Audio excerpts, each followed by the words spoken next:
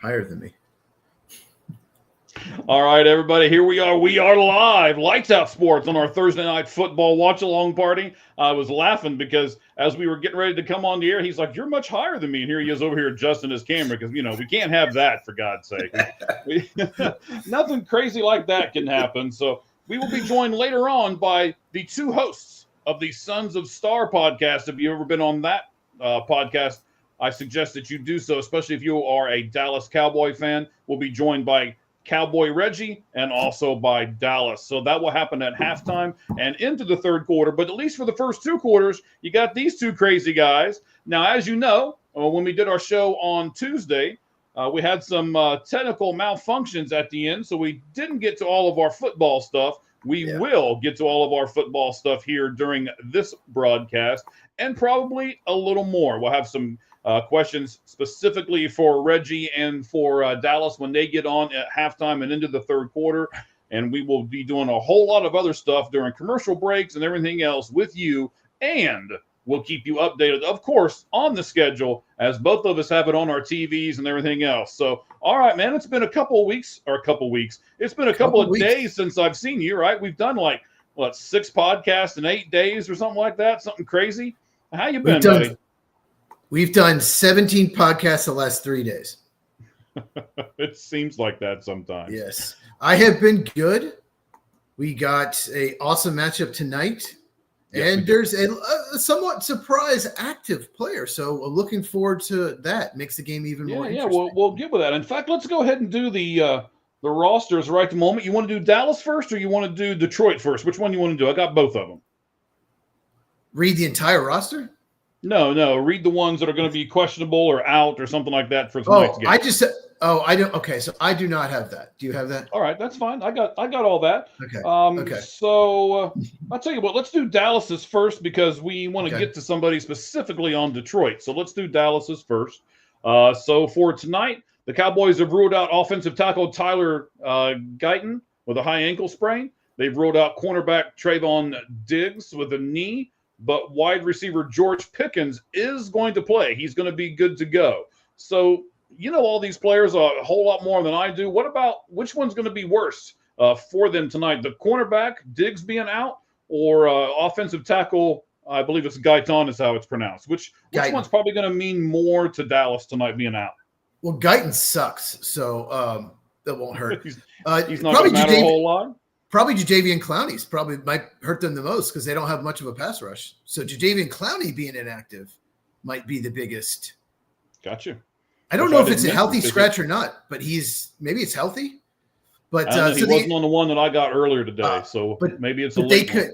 It might be a healthy scratch, but Diggs is much more important for them to me than Guyton. Like I said, Guyton's one of the worst left tackles in the NFL. Absolutely. I also want to give credit to Ricky Logan. He's the one that put this together here for us with the star and the lion there on the side with the Thursday Night Football logo and the battle bites there in the bottom left-hand corner this time. So appreciate him doing all of that for us. If you're a podcaster and you're watching this right now and you're like, wow, this stuff's pretty nice. I like how they're doing all these things and how they're putting everything together. We are the All Gloves Off Sports Media, and we are looking to add more podcasters to our growing roster of said podcasts. So drop us a direct message over on our X account, which is at All Gloves Off SM, and we'll get back to you as soon as we can. We got 2 sponsors. We'll talk about both, and we're really close to getting a third that Cheese is going to like. So I'll save that one for a little bit, maybe tell him off air, but you were going to say something, sir. Go ahead. Yeah, just Jadeveon Clowney has a hamstring injury is why he's in it. Okay. Yeah. So the injury report, as I have it here, that was released earlier today by the Lions. So I got to get this a little closer to my face here. If you see it coming into the corner, right? I'm getting old and I got glasses and all that good stuff. So one of these days, all you all will be getting old too. So Kirby Joseph is out with a knee. Khalifi Raymond is out with an ankle. Brock Wright is out with a neck injury. Shane Zylstra, that's what we're going to go with. It sounds like some kind of awful sugar substitute, is going to be out with a knee. Oh, boy. We're just getting started, too. Questionable for tonight is Awuziak Awuzika? Awuzie. Is that how it says? Awuzie, yeah. He All is. right, good. Do you know if you said he's questionable? Is he active? He's questionable for tonight. Yeah, that's what they have here on their report. Well, here, look. I can look up Cowboys inactives. That's the Detroit guy. Oh, that's a Detroit Lions guy. Oh, I have no idea then who that is. All right. Brian Branch is questionable. Taylor Decker is questionable. Graham Glasgow is questionable. Yeah. That guy. Pernell Sue is. And game has started. It's not spelled like that. I got that name. And then Simon. Return out past the 35 for the Lions. And we are going. Simon Valky. And last but not least, they had him as questionable, but we both know he is going to start. We were watching it earlier. Armand St. Brown is going to start for them for tonight. So some interesting developments already, and we've barely started here. So we got Jared Goff and Detroit Lions out first. You know, it's funny. They're wearing their whites at home, I guess, to force Dallas to wear their darks, because Dallas likes to wear their white jerseys. So it's interesting that they're wearing white at home. It is interesting. So why would you want to force Dallas to wear the dark? I don't understand. Because they never wear the dark. They hardly ever do. They at home, the only way they wear the dark is the other team wears white. By the way, let's see how matched up we are. What does the clock say? So I'm just getting Armand St. Brown. They're showing his stats at the bottom. Okay. He's on the sideline. Well, he caught the first pass, so he looks healthy to me. You know, he does, but he's already on the sideline. So one pass caught and on the sideline. So yeah, it means it's a running play. I wonder if it's going to be a running play. This will be interesting to see. Here we go. The snap to Goff and play action. Not. And that was a disaster. Yeah, it was. Didn't fool anyone in that play. Yeah, Amon-Ra left early against the Packers on Thanksgiving, and their offense just wasn't the same without him. And already Sam Laporta is out for a while, maybe the rest of the year. So they're really good tight end. But whoever 67 is, the offensive lineman, just completely let that guy go. He just completely let him go. Yeah, 97 comes in, pushes Goff right down. It's 3rd and 3 with 14 minutes and 13 seconds left in the first quarter. Tristan Colin, the center, he's playing because Graham Glasgow is out. That's who blew that. Well, I guess he's playing left guard. Yeah. Yeah, he's playing left guard. All right, there's a pitch out, and he will pick up the first down and more. He's still going. Cowboys just don't have a very good defense. It's not a great tackling team either. It's better than the Arizona Cardinals, but it's not great. So that was Gibbs. Pass to him out of the backfield. Just kind of a swing pass. Now, because that's behind the line of scrimmage, is that technically a run or a pass? How does the NFL count that as far as stats go, Chiefs? As long as the pass goes forward. No, but you don't get any yards until you hit the line of scrimmage. But let's see. I'm curious if that's a run or pass. Yeah, so Dallas, of course, 6-5-1. Detroit 7-5. There's a pass over the middle once again to Gibbs. Yeah, what a move! Nice, they cannot tackle him. He is still cannot tackle. He's so good. He is so good.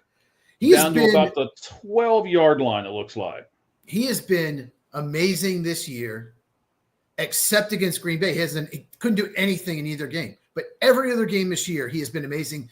I can't remember who he played. Maybe you can remember. A few games ago, he ran for over 200 yards in the game on like 19 carries. I'm going to have to look that up. But he has been tremendous for Detroit. Now this game is a really big game for both of these teams because both of these teams really need this win. Yes. As we're going along with it, we're getting close to 50 people with us live already, Guy. Who do you think needs this win more? Or, I mean, is there a team that needs it more? We got a pass to Dwelly. Looks about a 4-yard or so gain. So against the Giants, 15 carries for 219, 14.6 yards a carry. Wow. But against Green Bay, in 2 games, he has a total of 87 yards in 2 games for Green Bay. They just shut him down. So interesting. Against Tampa Bay, he averaged 8 yards a carry, 7.8 against the Bears. Well, that makes sense. But Jahmyr Gibbs is tremendous. So the Lions have scored 45 points on their opening drive so far this season. That's second most in the NFL, by the way. So it'll now be 3rd down. That was a nullified play, a run that got stuffed right at the line of scrimmage. So they're Donovan Ezaraku. 8. the rookie from Boston College, edge rusher Donovan Zaraku with a great play. He's really come on. He started kind of slow, but he's really come on for them. That's a nice play. He grabbed him with one hand if you look at it close enough there. Yeah. Nice job. Shed 2 tackles and still got to play. Very good. Now, I know we didn't do our football stuff on Tuesday. I know you've got some notes down there as they sack Goff back at the 21-yard line. We can do that at halftime if you want. We can knock it out at halftime. We do that. Great play. 4th down, and they're coming up for your field goal. Of course, I started golf and fantasy, and they're kicking field goals. That's great.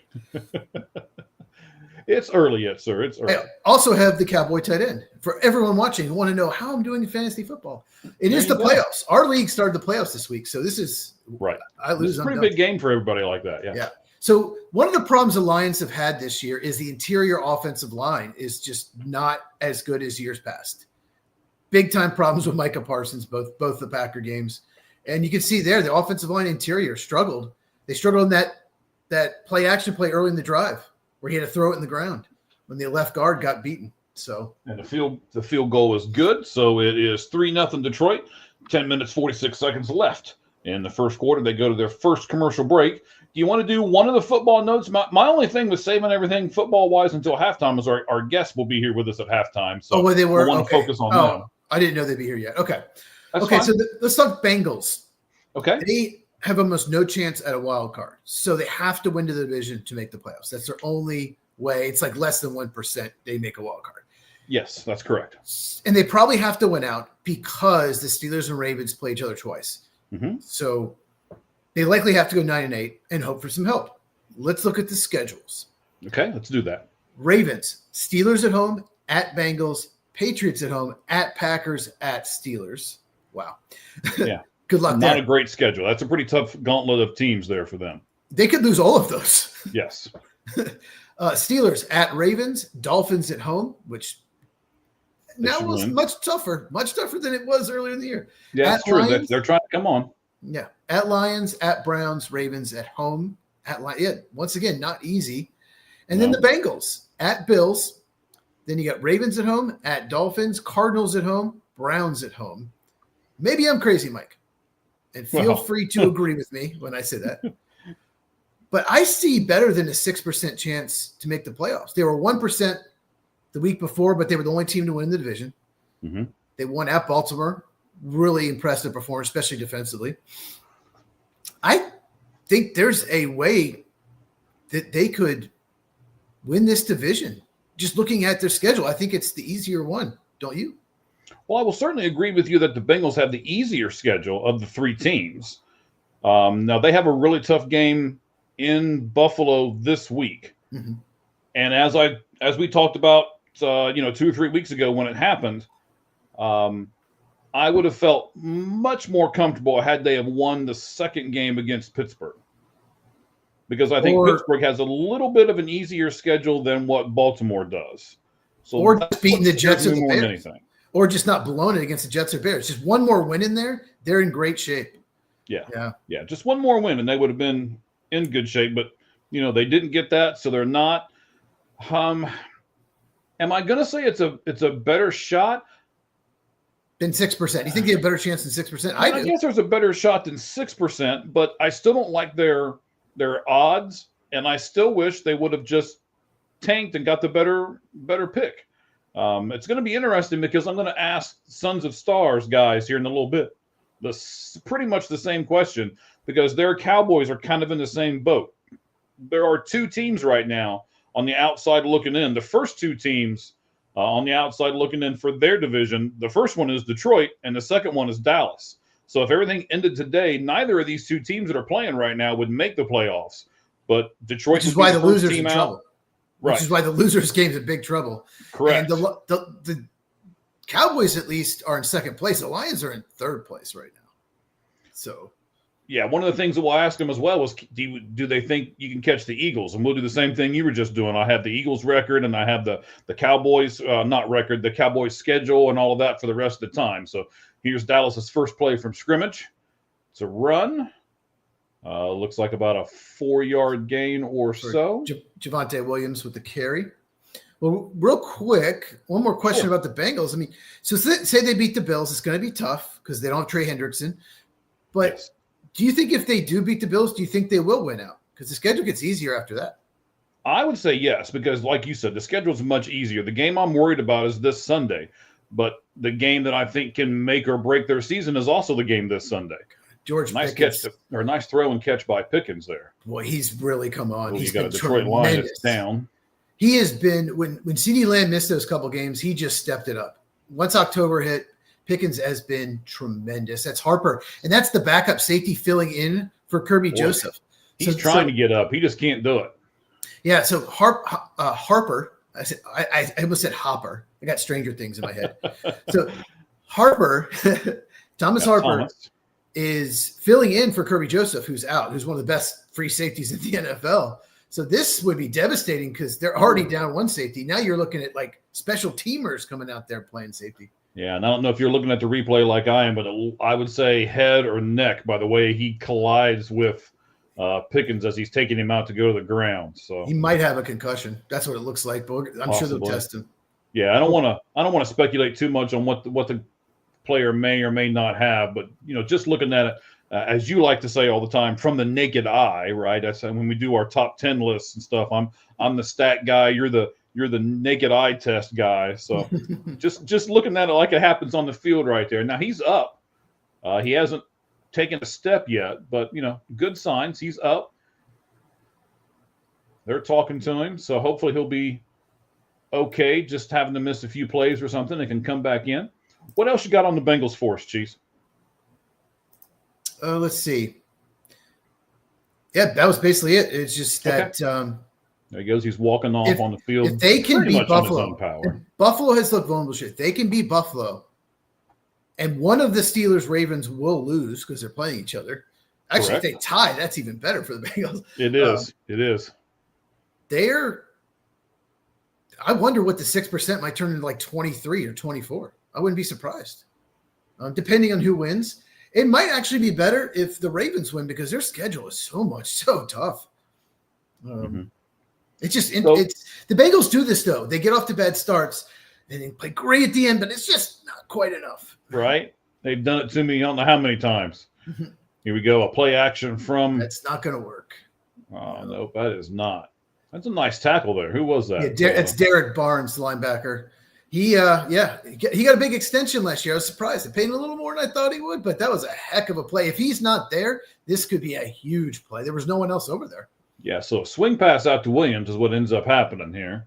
And then, like you say, Barnes is right there to get him, and he's it. If Barnes doesn't get him, he's got 12 or 15 yards of grass in front of him. So yep. It's one of those plays. By Barnes. It's one of those plays you expect the running back to beat the first guy, but really wasn't a very good pass by Dak. No. So 2nd and 15 here. Dak over the middle throw. Complete to your tight end, I believe, right? Isn't that Ferguson? That's my guy.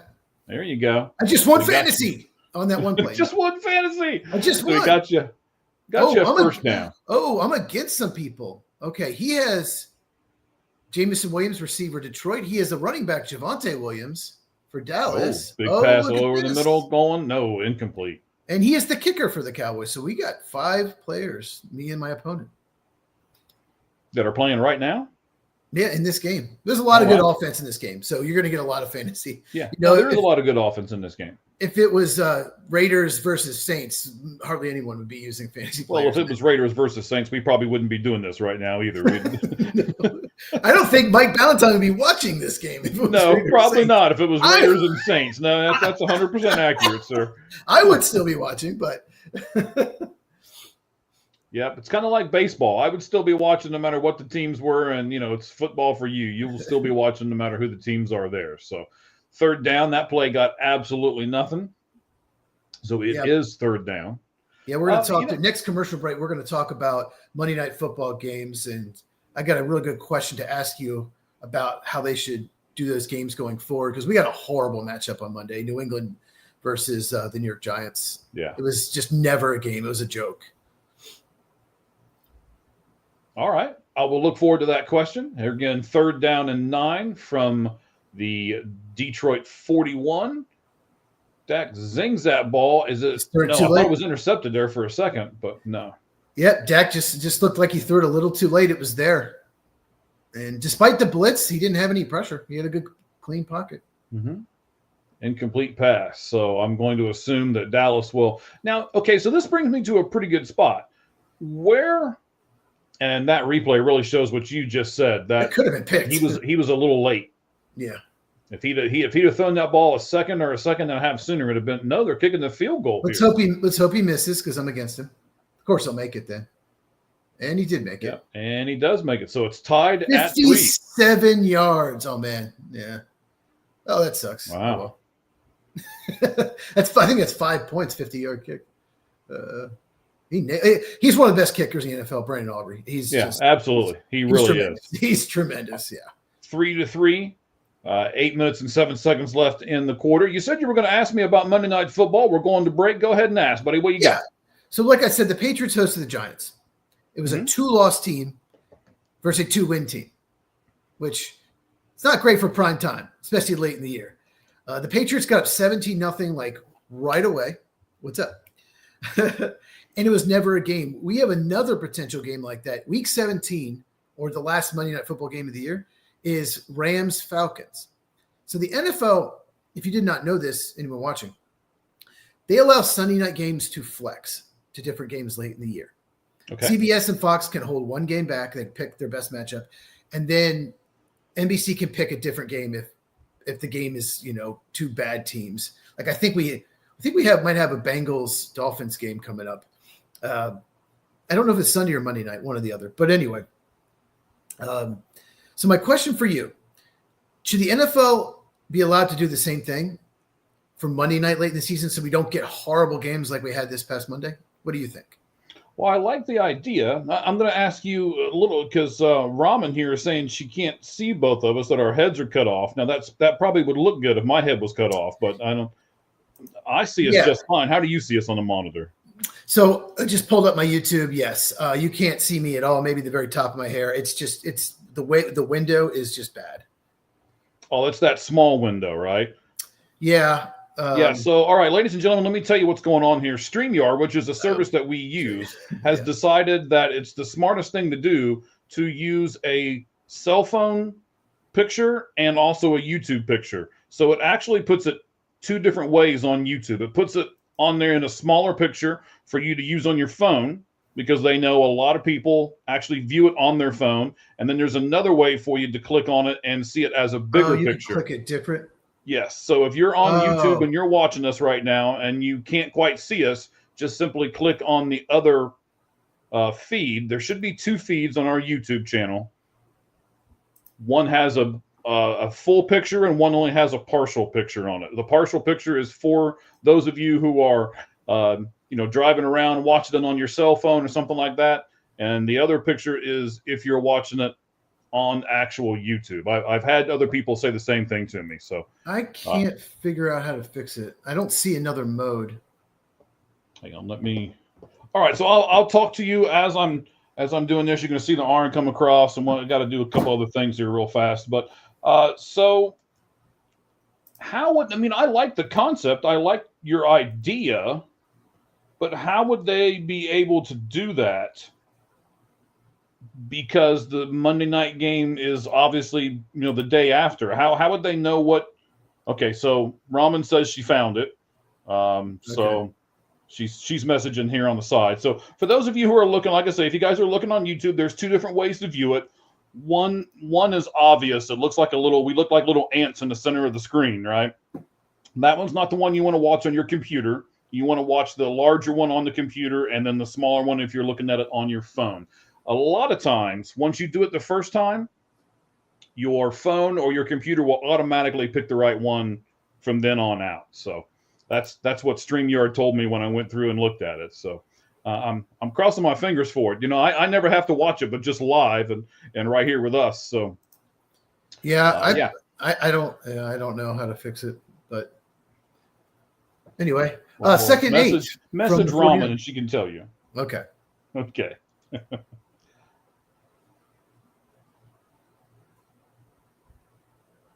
There's a bunch of crazy minor league trades going on today, too, in Major League Baseball. I don't know why exactly.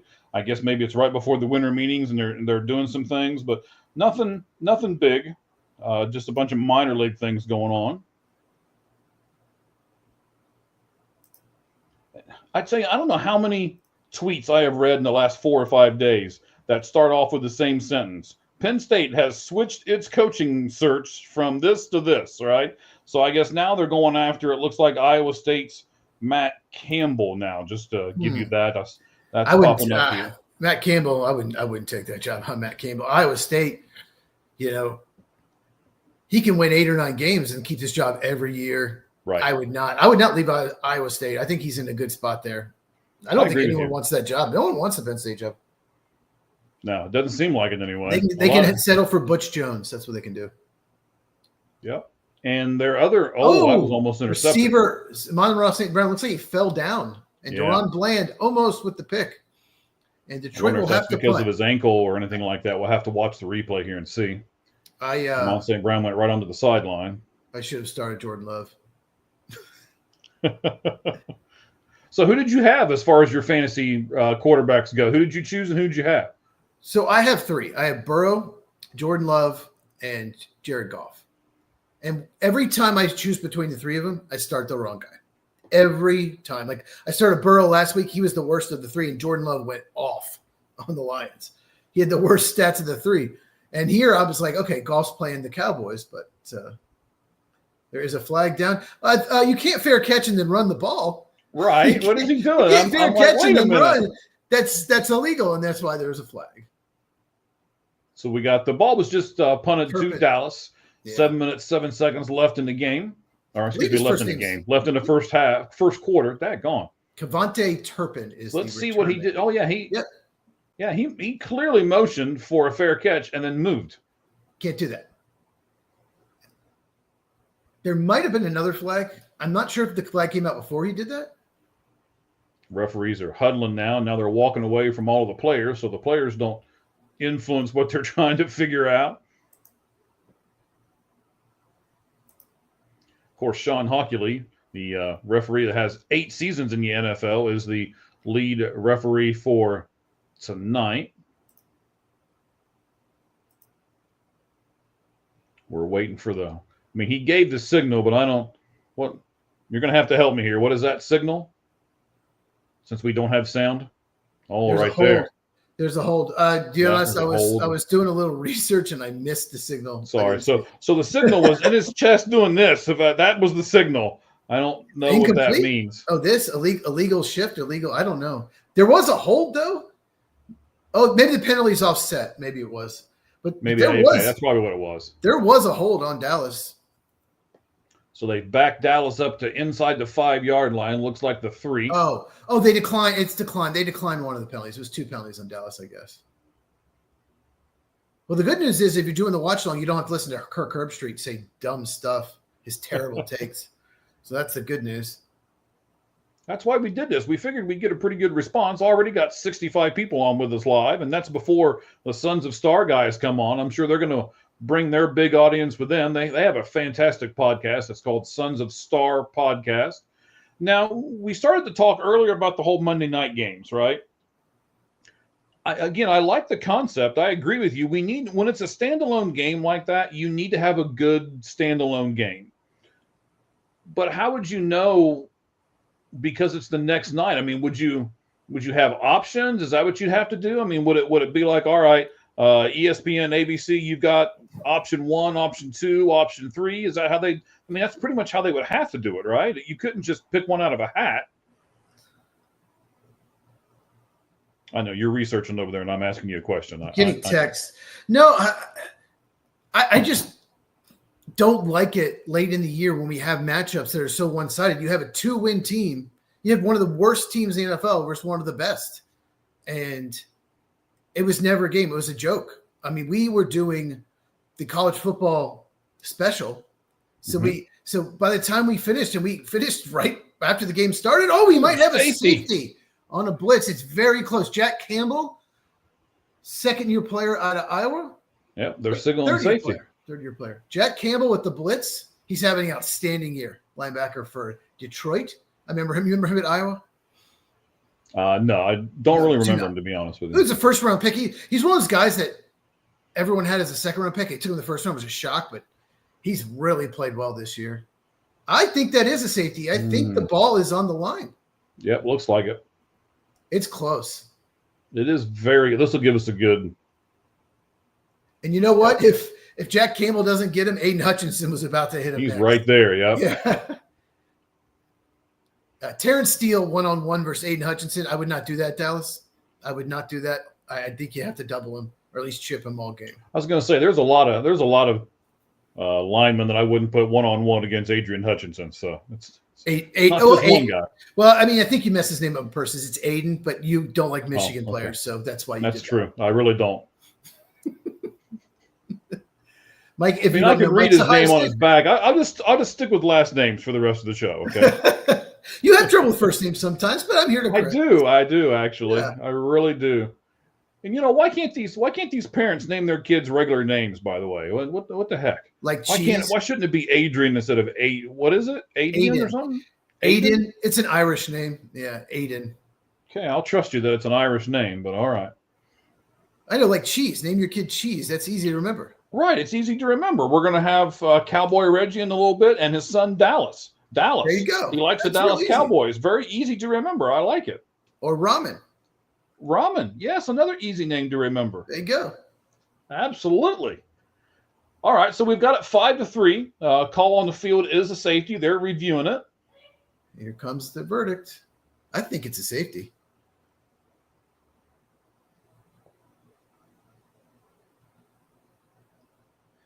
Wow. They reversed it. I think that's a bad call. I think he was on the goal line when the ball was at the goal line.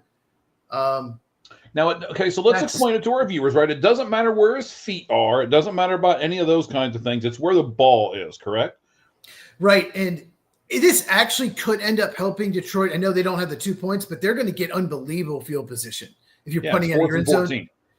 They wouldn't have gotten near as good field position, so it might end up helping. It's impossible to know, but I thought that's a safety. I think it's a bad call. I think the call on the field should have been kept, especially because that's the call on the field. Usually they keep it if it's close, right? Right. They have to have I can't remember what they call the indisputable evidence. There you go. In order to overturn the call, yes. I didn't think there was indisputable evidence. Please let us know in the comments whether you think that should have been a safety or not. I absolutely do. I think Detroit got screwed. Detroit's one of those teams where some games this year they have gotten absolutely screwed by the refs. They did against the Chiefs, absolutely screwed in that game. And that call, that's a bad call. All right, so Goff back out on the field. The ball was returned to roughly the Dallas 43-yard line. All right, so let's talk about this Monday Night Football again. Yeah, let's go. So I want to avoid bad games. It's pretty impossible to do on Thursday to reschedule that. But even Monday, you could say, okay, the last 6 weeks we're in Monday Night Football. You could be flexed to that. It only happened once. But the last 6 weeks, we'll give you 3 weeks ahead of time notice, but we're going to pick a game for Monday Night Football. We're going to pick something that's better than what we scheduled if two teams end up being terrible. Like the Falcons were expected to be better than they are. They play the Rams in week 17. That's not going to be a good game. It's not. And the one issue you might have is people before the season make travel plans. They make flights. They have hotels. Yeah, they do. But I don't have that kind of money, so I don't have to worry about that. But yes. Okay. We're going to start a GoFundMe for Mike. Thanks. I appreciate it. Yeah. But here's the thing. They flex games that could be a 1:00 start to Sunday Night Football. That's the same day, but at the same time, that could mess with flights. So they do it anyway. And the Packers got flexed to a Saturday night game on December 20th against the Bears. So if they can flex those games, I think they should do that. And like I said, you got to give them 3 or 4 weeks advance. Okay. I think we should start flexing these Monday games because that was awful Monday night. And like I said, we did the college football special. Correct. If you haven't got a chance to watch it, go to our YouTube and you can see it. Yeah, and 6 or 7 minutes into the game, we finished. It was 10-0, and then it was 17-0 right after that. Like 17. I literally went to get some food after we stopped, and it's 17-0. I did a couple things here. When we do all this, you got to kind of close it out, and you got to send it to certain spots and all this kind of thing so that it gets posted up the right way. I did that. That usually takes me between 10 and 15 minutes. I was like, you know what? I'm going to start watching this game. I like the Patriots. I like their story this year. Let's turn it on. And by the time I turned it on, it was 17-0 already. And I was just like, really? I mean, and yeah. I had it on for about 20 minutes and said, nope, I'm going to bed. I actually watched the whole thing. Of course you did. It's my job as a content creator to. I completely understand it, but it had to be terrible. Did you fall asleep during it, or? Maybe came a little close. Okay. Okay. So it looks like the ball was a little, maybe past the line. That was so close. I don't know. That's so close, but I agree with you. I mean, what? They're on the 42-yard line right now. They've got to get 20 yards, and they're within field goal range, which is more obviously than the 2-point safety. So this could work out for them, even if they just simply do a field goal. Pass over the right down the seam is what we like to call it there. It's a Gibbs again. It'll be second down and looks like 3. We're going to wind down. It's going to be right at 5 minutes left in the first quarter. This is Detroit's third possession, I believe. Yep. I think this game will be a really good game as far as that goes. There's another pass to the outside, and they pick up the first down. Ooh. Gotta be careful. That was close. Yeah, a little extracurricular there as he was going to the sideline. They didn't call anything, so no harm, no foul kind of deal. So what's the next commercial break going to bring us, sir? We're going to talk about the Patriots and Bears. They're the current number 1 seeds. We're going to talk about if we think they'll end up as the number 1 seeds, and we'll maybe we talk about a poll question. Did we have a poll question about this? We do have a poll question about it. I'll try to work on them. See who was that big guy? So that was to Dan Skipper. He's the 6th offensive lineman. He was eligible, although there's a flag, so maybe he wasn't. So they were doing a trick play. It did not work out. It was a really, really poor time to call a trick play. It did not work out. I think we also have a poll question later on about the Chiefs-Cowboys game. Yes, we do. We'll do that either at the end of the game or at least when Sons of Star guys get on with us. We'll do it then. Right to Dan Skipper, the 6th offensive lineman, and he just dropped it. I mean, that play wasn't going to go anywhere anyway. It's an offensive lineman. He can't run. You do that on the goal line, right? That's a goal line play. That's not in the middle. Not sure what that was. When I saw the big number 70 trying to catch a ball, I was like, well, what is this? At first, I thought maybe a tight end, but it's like, no, he's bigger than a tight end. This could work. Nope. Good job defense by the Cowboys and Donovan Ezaraku again. That looked like at first he had 2 blockers out there. That could be huge. Mm-hmm. Great job by Donovan Ezaraku. Say that 10 times fast. I'm not even going to try to say it once, sir. I'm going to let you do it. Okay. So you're right. Our lights out poll question for the NFL watch along says, do you think the Patriots and Bears are the 2 best teams in football as their record indicates? And you can go over it. So you have to scroll down a little bit because, the guy who runs our there's Amon-Ra St. Brown wide up in the middle of the field. There he goes. First and goal. Huge play. Hey, his ankle looks fine. I know he had just a regular sprain, but it's been a week and he looks great. Hey, you forget though this game is on a Thursday. It actually has been a week because they played on Thanksgiving Day. So Amon-Ra didn't. Well, he played for part of it, I guess. The interior offensive line of Detroit didn't really play either in that game. Yeah, I don't see him limping. I don't see him favoring it, anything. So, yeah, he looks good. Yeah, nice play. Down to the 8-yard line, first and goal. It was scary. I mean, a lot of people thought this could be bad. He didn't come back in the game. Don't score, don't score, don't score, don't score. Oh, God. That's just that's devastating for me if that counts. Now. Oh, good. He's not in. Thank God. I know we don't gamble. Okay, neither one of us gamble. But here you are doing this live with us, right? And you're like, don't score, don't score, don't score. And you're saying it for those of you who don't know because of his fantasy football stuff. I'm against J-Mo. I'm against him. Oh, my God. He might have gotten in. No, he didn't. No, okay. He's Good call by the refs. I never said that. Good call by the refs. That's weird. Well, I mean, that's a camera shot. So, All right, let's golf play action pass. I'll probably give it to Gibbs, but I need a touchdown pass. Come on, golf. yep, there it is to There Gibbs, it is. and he's Touchdown, in. So, Detroit. wow. So, and it did work out better for them. Instead of getting the safety, they got better. They got better field position, as you alluded to, and now it's 9-0 with the extra point upcoming here. So, well, 9-3. Yeah, I'm sorry, 9-3. You are right. So this was the poll question. Do you think the Patriots and the Bears are the two best teams in football, as their records indicate?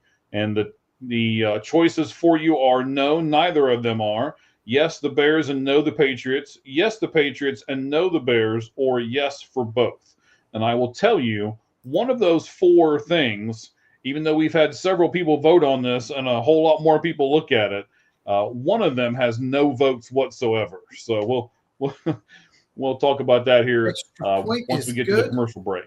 And it's 10-3 Detroit with 2:14 to go in the first quarter. Jahmyr Gibbs, fantasy owners, are very happy right now. He's having a huge game, as usual, except when he plays Green Bay. All right, let's talk about the Patriots and the Bears. They're the current number one seeds in the AFC and NFC. Patriots by themselves. Bears are actually tied. For some tiebreaker, I guess they win. So my question for you, do you think either one of them will remain the number one seed by the time the season ends? Just like the poll question. What do you think? Ooh. How about Patriots? Do you think they will be the number one seed in the AFC? Let's start with that. Well, I certainly think they have a better shot at doing it than what the Bears do. The Bears are in a really rough division, as you already know. I mean, you've got Detroit, you've got Green Bay, just in that division alone, never mind, and on that side of everything. You have JJ McCarthy. Yeah, I know. You've done a really good breakdown for him twice this week on your channel, by the way. What's your channel so that you can plug that real quick? Why not, right? I can't believe I haven't shamelessly plugged it yet. I know. It's at Football with Cheese. Cheese is spelled Cheez. You can also follow me on X at Football Cheese, basically without the with. Yeah, New England right now is 11-2. They're in first place. Denver at 10-2 is second, and no one else is within 2 games. In fact, they're 2.5 games ahead of third place. Jacksonville 8-4, Chargers, Colts 8-4, Bills 8-4, and so on. So, but I really don't believe in any of those 8-4 games that they can go from 8-4 to where they need to be to overtake the Patriots. I guess the only team that I would say I would give a shot to overtaking them is Denver. Okay, so who do you think wins the AFC? Ooh, or yeah, so the Patriots or Denver, right? Because you're cutting out a little bit there. So I'll go with Denver. Patriots. Yeah, I noticed that. Yeah. Yeah, that's fine. So I'm I'll say Denver's going to come back, and I'll take one. Denver in that division. I believe in New England because even though their schedule's been easy, they've been blowing people out. Okay, and the Bears are in first place. Do you think they will stay? And if not, who wins the NFC? Well, give me the people who are close to them. Let me set it up for me. That might help. So they're 9-3. So are the Rams. So are the Seahawks. Packers are 8-3-1. 49ers 9-4. Eagles 8-4. Buccaneers 7-5. Detroit 7-5. Dallas 6-5-1. And I know the first one that I'm going to pick is probably people are going to say that I'm crazy. But if the Buccaneers get healthy, man, I believe in that team. The receivers that they've got, I love Baker Mayfield. They've got a really good defense. They got Todd Bowles in there, who I really respect a lot as well. I would put the Patriots up there. And as much as I don't want to say it because I didn't think they were going to be anything this year, and they've really proven me wrong, the Rams have really come out and played well. So I'm going to tell you the Bears won't do it. And you know what? I'll even put the Packers in that conversation. The Packers are pretty good as long as they can get past Matt LaFleur sometimes. But I like what the Packers do on defense, and I like what the Packers do on offense. So I would say one of those 3 teams is going to knock out Chicago before it's all said and done. This is the time of year the Packers just turn it on. Jordan Love is just so good from Thanksgiving on. For whatever reason, every year, this is when he just plays amazing. So, yeah, Packers got a shot. Like I said, they're half game from the top, but I'm definitely not taking the Bears. I'm I still believe in the Rams. I still think they're the most complete team in the NFC. So I still think they're going to be the number 1 seed. All right. So they were just on the stats on the screen if you didn't see it. So if the Cowboys win, they have a 39% chance of going to the playoffs. And if they lose, it drops all the way down to 9. So, yeah, this is a huge game for the Dallas Cowboys. Did you see the schedules when they put them up there? I did. I actually had them in front of me. We'll talk about that when we get Sons of Star podcast guys on here because I want to take a look at some of this stuff. But, yes, I did see those. I'll go ahead and tell you who needs this more. Detroit needs this more after seeing this schedule. Yeah. Okay, sorry, you were cutting out. No, that's okay. I definitely think Detroit needs this more. Not only one, they're at home, but they're 3 of their next 4 on the road. They're at the Rams next week. So 3 extra days, but I think Detroit needs this more than Dallas. But they both really need this to make the playoffs. So, you're the NFL guy. Almost at the end of the first quarter. Okay. Yep. You're the NFL guy a lot more than what I am. We have talked about this. Do you agree with how the NFL does this basically easy schedule for the last place teams and the really hard schedules for the teams that finish we've got it right here, right? Detroit has just a brutal schedule. They don't get a break really any of these weeks because they finished number 1 in that division last year. Do you like that? Do you not like that? Should we do some kind of compromise in between? End of the first quarter, 10-3 do Detroit over Dallas. Can you hear me? I can. Can you hear me? Yes. I know you're not moving, but I can hear you. Can you? Hello? Yes. No, I can hear you. Okay. I don't know what the issue is. I wonder if it's StreamYard, but so it's really 3 games, but 3 games is important. So give me an example. The Bears. God, I hope you can hear me because you have moved.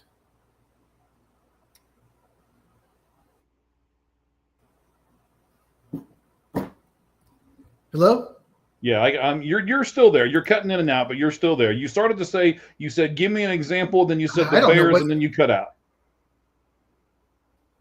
Well, it's 3 games is the difference. And you play an extra game against the other conference, right? Mm-hmm. And then you play another game against someone in another division in your conference. So like Detroit's playing, this is who they play. They're playing Tampa Bay while the Bears are playing the Saints. Okay. They're also playing the Rams next week, right? Okay. The Bears, actually the Bears play the 49ers because they finished last, but the Packers got the Arizona Cardinals for finishing 3rd place. That's an advantage over the Lions. Lions have to play the Rams, and the Packers did win that game. And then the extra game, the Bears, the Raiders, and they won that game. Detroit has to play the Chiefs. They lost. The Vikings have to play the Chargers, and Green Bay in a couple weeks has to go to Denver. And I don't think anyone can you hear me? No, we can still hear you. Yes, you're good. You're good. Okay. It's not my internet today. So it's definitely not my internet. My internet is working fine, so I don't know what's going on. We can still hear you. Go ahead, buddy. You talked about how one team's got to play the Cardinals. We heard all of it. Oh, did you hear about when I talked about playing the AFC West? Yes, yeah. We heard all of that. So the Bears have taken advantage of, they get to play the Saints and they get to play the Raiders because they finished last. So to answer your question, it's only 3 games, but that's huge. 3 games can change everything. But you also at the same time don't want to say if a team's really bad, you have to play just as hard schedule as anyone else too. So I guess I don't really have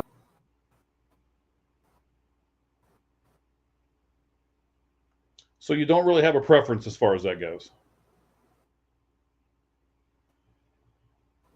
I think that's what he's saying. He doesn't really have a preference as far as that goes. So 2nd and 7, you got Dallas. Did you hear me at all?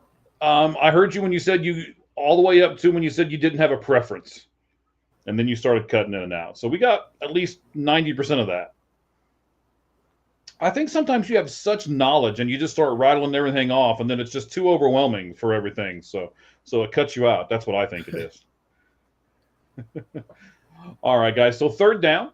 Once again, it's 14 minutes, 30 seconds left in the second quarter. Detroit is up 10-3, but Dallas is driving right at about the 50-yard line here. They need to pick up 6 yards on this third down play. And CeeDee Lamb has the ball, and he has the first down and more. As he goes out of bounds.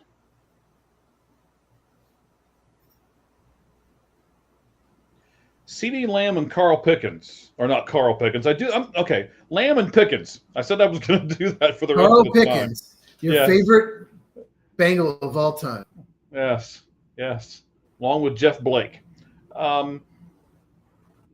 Are they the best receiving duo in the league?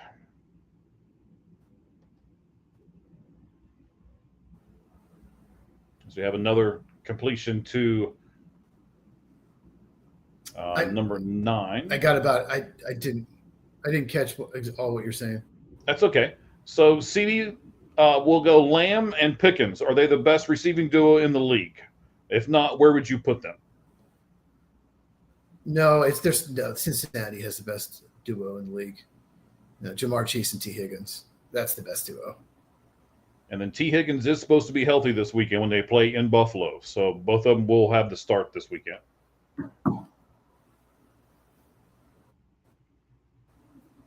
So Prescott hands off.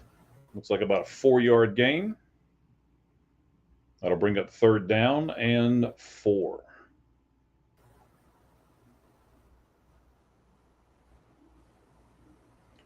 We're doing the watch along here, Thursday Night Football. It'd actually be third down and 3. Myself and Cheese here with you live, as you can tell, because, things keep kind of messing up a little bit for us, but we'll push right on through. We'll make sure everything gets put together. Looks like Dak is pointing out who's going to come in on the rush as he pitches the ball, trying to get the edge, runs into his own man, does pick up the first down, though. 3. Third and 3. I like that call on 3rd and 3. If it was 3rd and 5, that would have been a bad call. But I like the running play on 3rd and 3 there, because you're going to go for it anyway. And if it's 3rd and 6, 3rd and 5, I wouldn't have done that. But 3rd and 3, if he gets 1 or 2 yards, you're going to go for 4th down anyway. So I like the call there, and it worked. Okay. Wow, he almost lost the ball. They're showing it on the replay there on a slow-mo. He almost lost the ball. So it's 1st and 10. They are on Dallas's 26. Dak rolls out. Big play out to the side. A heck of a catch by Schoonmaker. Oh, it's Spanford. Never mind. Yeah, I was going to say it's Spanford, I believe. Yeah. They all tight ends look alike. Especially when they all got a bunch of letters on their back. Great catch. That's a heck of a catch. He was being hit as he caught it.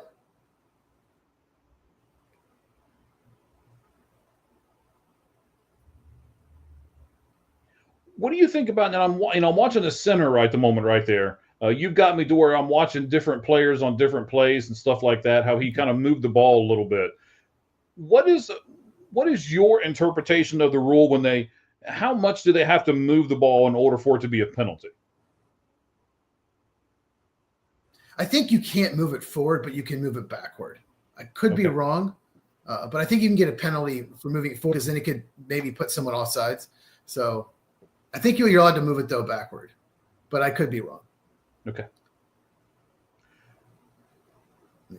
Got the first down on a QB sneak by Dak Prescott. They got the first down. 10 minutes, 35 seconds left here in the first half.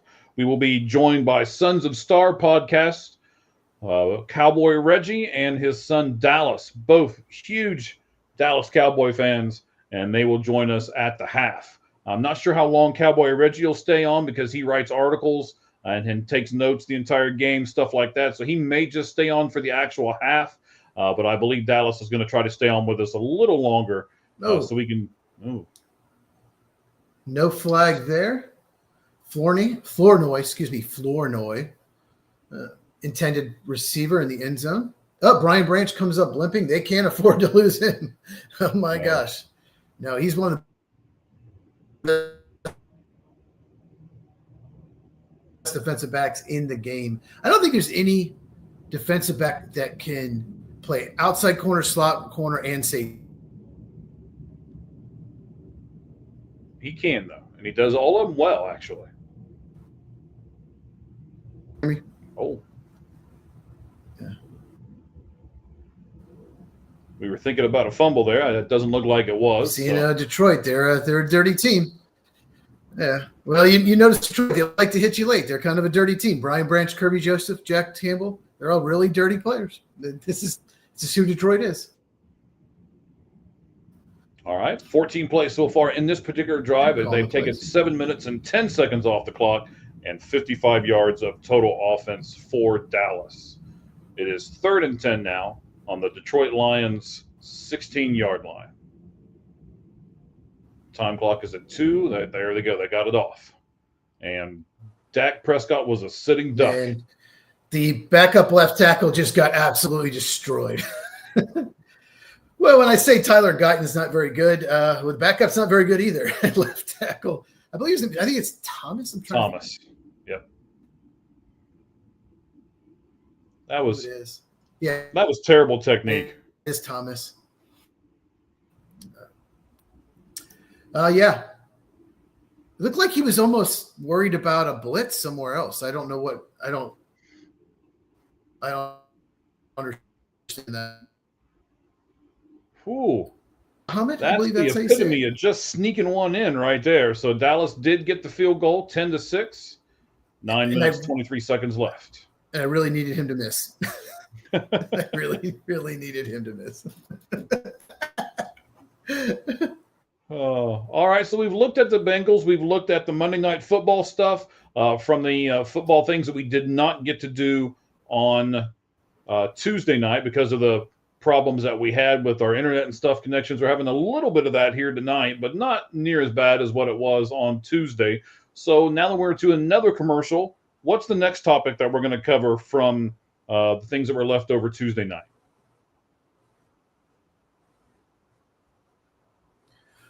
Well, are we going to look at the poll question now? We can, of course. So you guys voted on that. I have the poll question right here.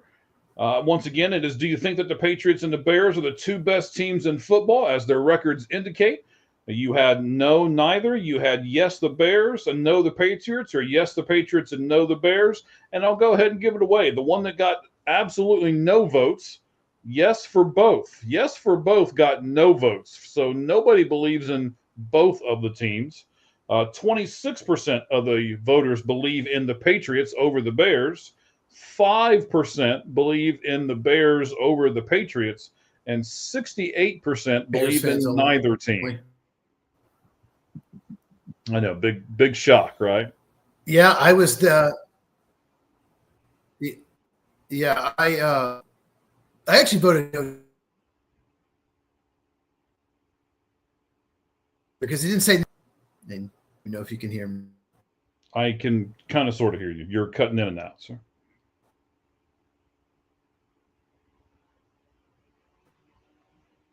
All right, so I'm getting to the other poll question that we have here. We're doing one poll question. I may as well set you up for the next one that we'll do here in just a few moments. I know we put it out earlier today. We're also trying to do a pretty good job of helping some other accounts out. We're putting out their poll questions, and we're doing some stuff for them as well. You can watch a lot of different things on our social media X account, which is at All Gloves Off SM. You can simply go there and see a whole lot of stuff. So, bunch of different things we've got up. For the watch along tonight, it's the Thanksgiving game between the Cowboys and the Chiefs. Was the most watched regular season NFL game, but why is what we asked. And your choices are both teams' big fan bases, both teams' haters, because it was a standalone game, or because there were two talented teams. So we'll get to that here in just a little bit when we have Sons of Star join us shortly here. So again, it is the Thanksgiving Day game. If you didn't see, read, hear, it was the most watched game ever on a regular season game. So it was between the Cowboys and the Chiefs, of course.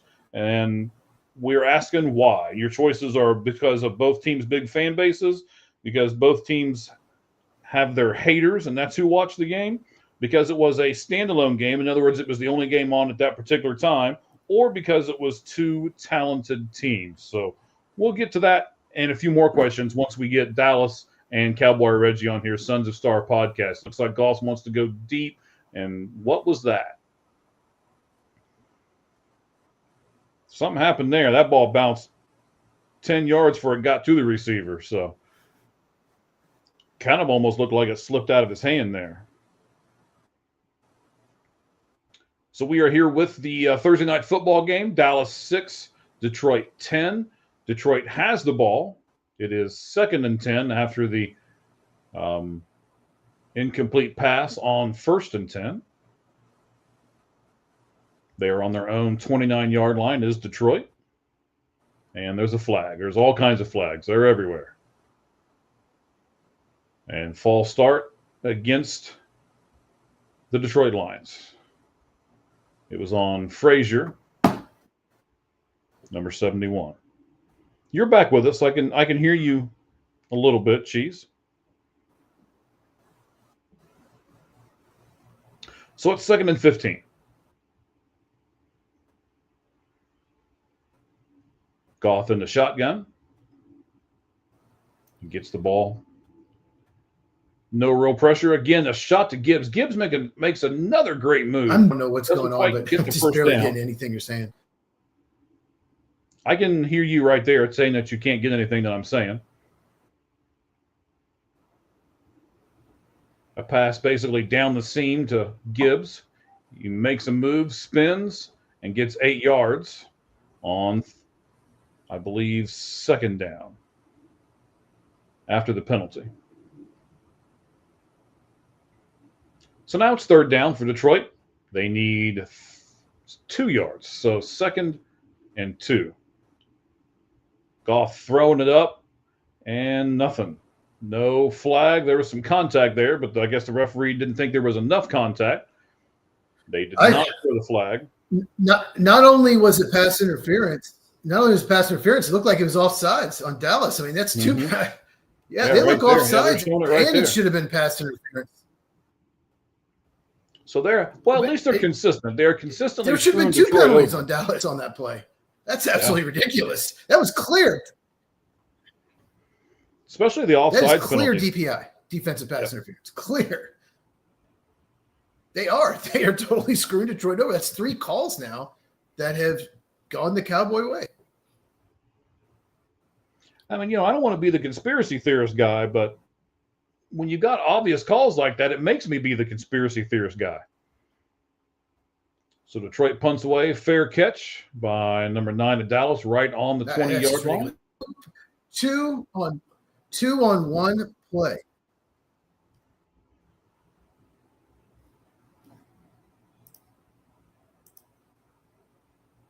They're showing a Detroit fan in the crowd with his hands both out, just like, what was that? And he's certainly got a beef. And Goff is showing him on the replay, like, look at that. All right, so now we're back to another commercial, and Cheese looks like he's back with us all the way. I assume you can hear me, buddy. Maybe not. Cheese.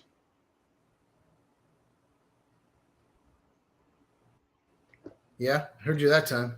Okay, good. I like it when you can hear me. It makes for a better show. We got almost 100 people watching with us, though. They're going with us here and keeping up with us on this Dallas Cowboy versus Detroit Lion Thursday night football game. Of course, it's in commercial right the moment. Do we have anything else that we didn't get to on on Tuesday with the NFL notes? No, it's just that, we were going to talk about Darius Slay. He was released by the Pittsburgh Steelers, and he was by the Bills, but he's not reporting there. Yes, according to his agent, he said something about he's going to take a few days off and see if he really wants to play football again. So supposedly he's taking time to find.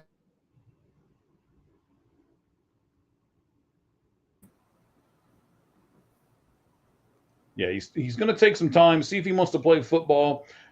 His statement read something like, I appreciate the Bills picking me up and all of this, but I'm going to take a few days away from the game and see if that's really what I want to do, or if I just want to say that, this is I'm retiring or whatever. So we'll see what ends up happening with him. I don't really know if it's something personal with him that we just don't know about and haven't had the privilege of knowing what's going on with him, or something else. I don't know. It'll be interesting as the next few days unfolds. I'm sure we'll get the rest of the story.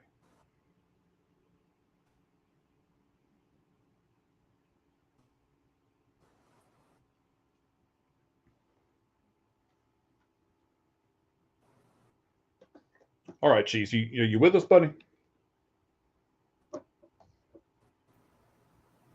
Set a few things up over here. So we're back on from the commercial break. That's a 1st and 10 for Dallas. Big throw over the middle, and he connects to CeeDee Lamb.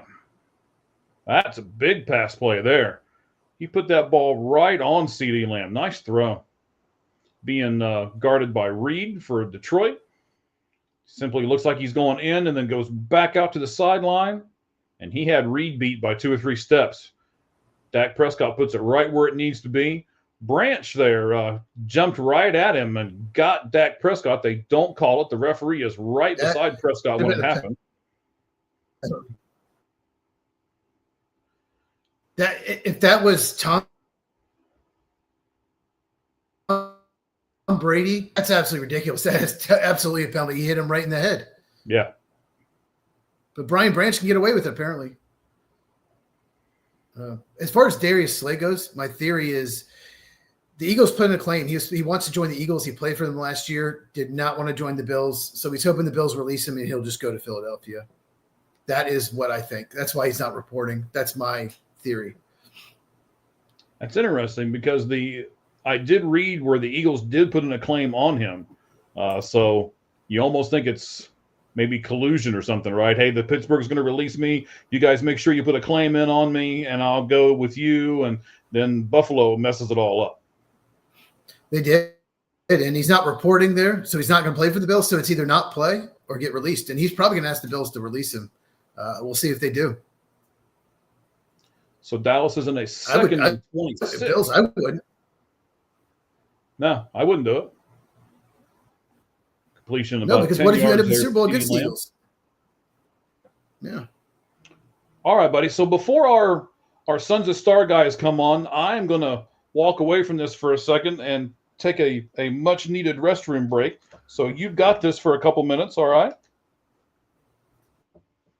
Yeah, if people can hear me. They can hear you.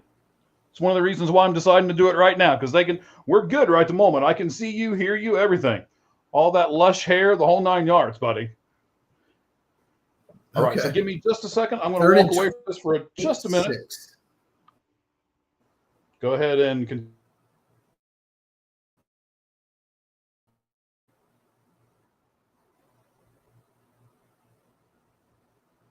He fumbled the ball. Unbelievable. Jake Ferguson with the fumble, making my fantasy team fall even worse. More negative points for me. That's great. Wonderful. On 3rd and 26, you fumble the ball. Like, what are you doing? Protect the ball at all costs.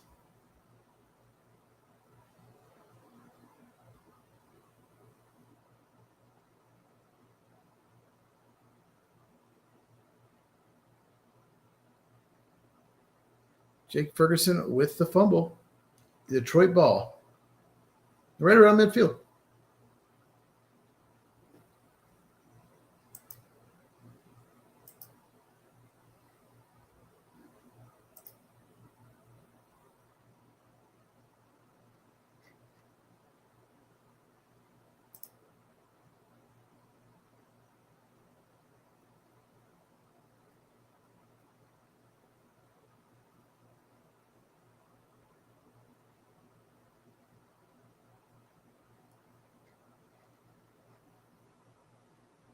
Holding on Dan Skipper, 6 offensive linemen.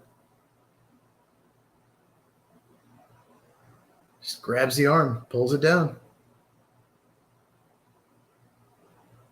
He's not having a good game, Dan Skipper. He's got to drop pass as well.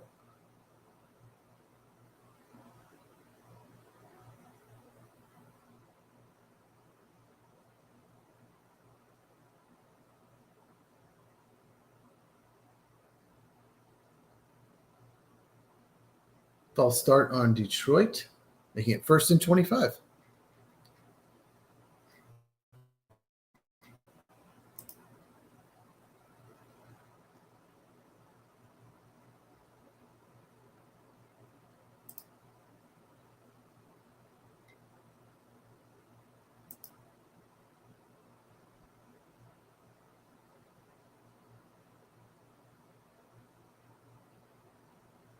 Isaac Tisslaw for a short game, 2nd and forever.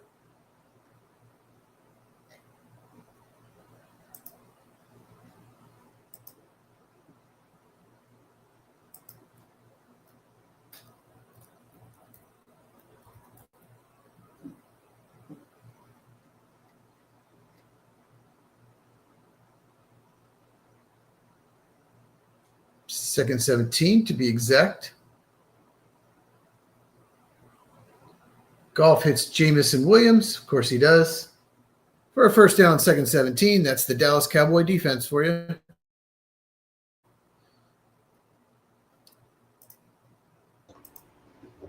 All right, buddy. Looks like you stayed on the entire time.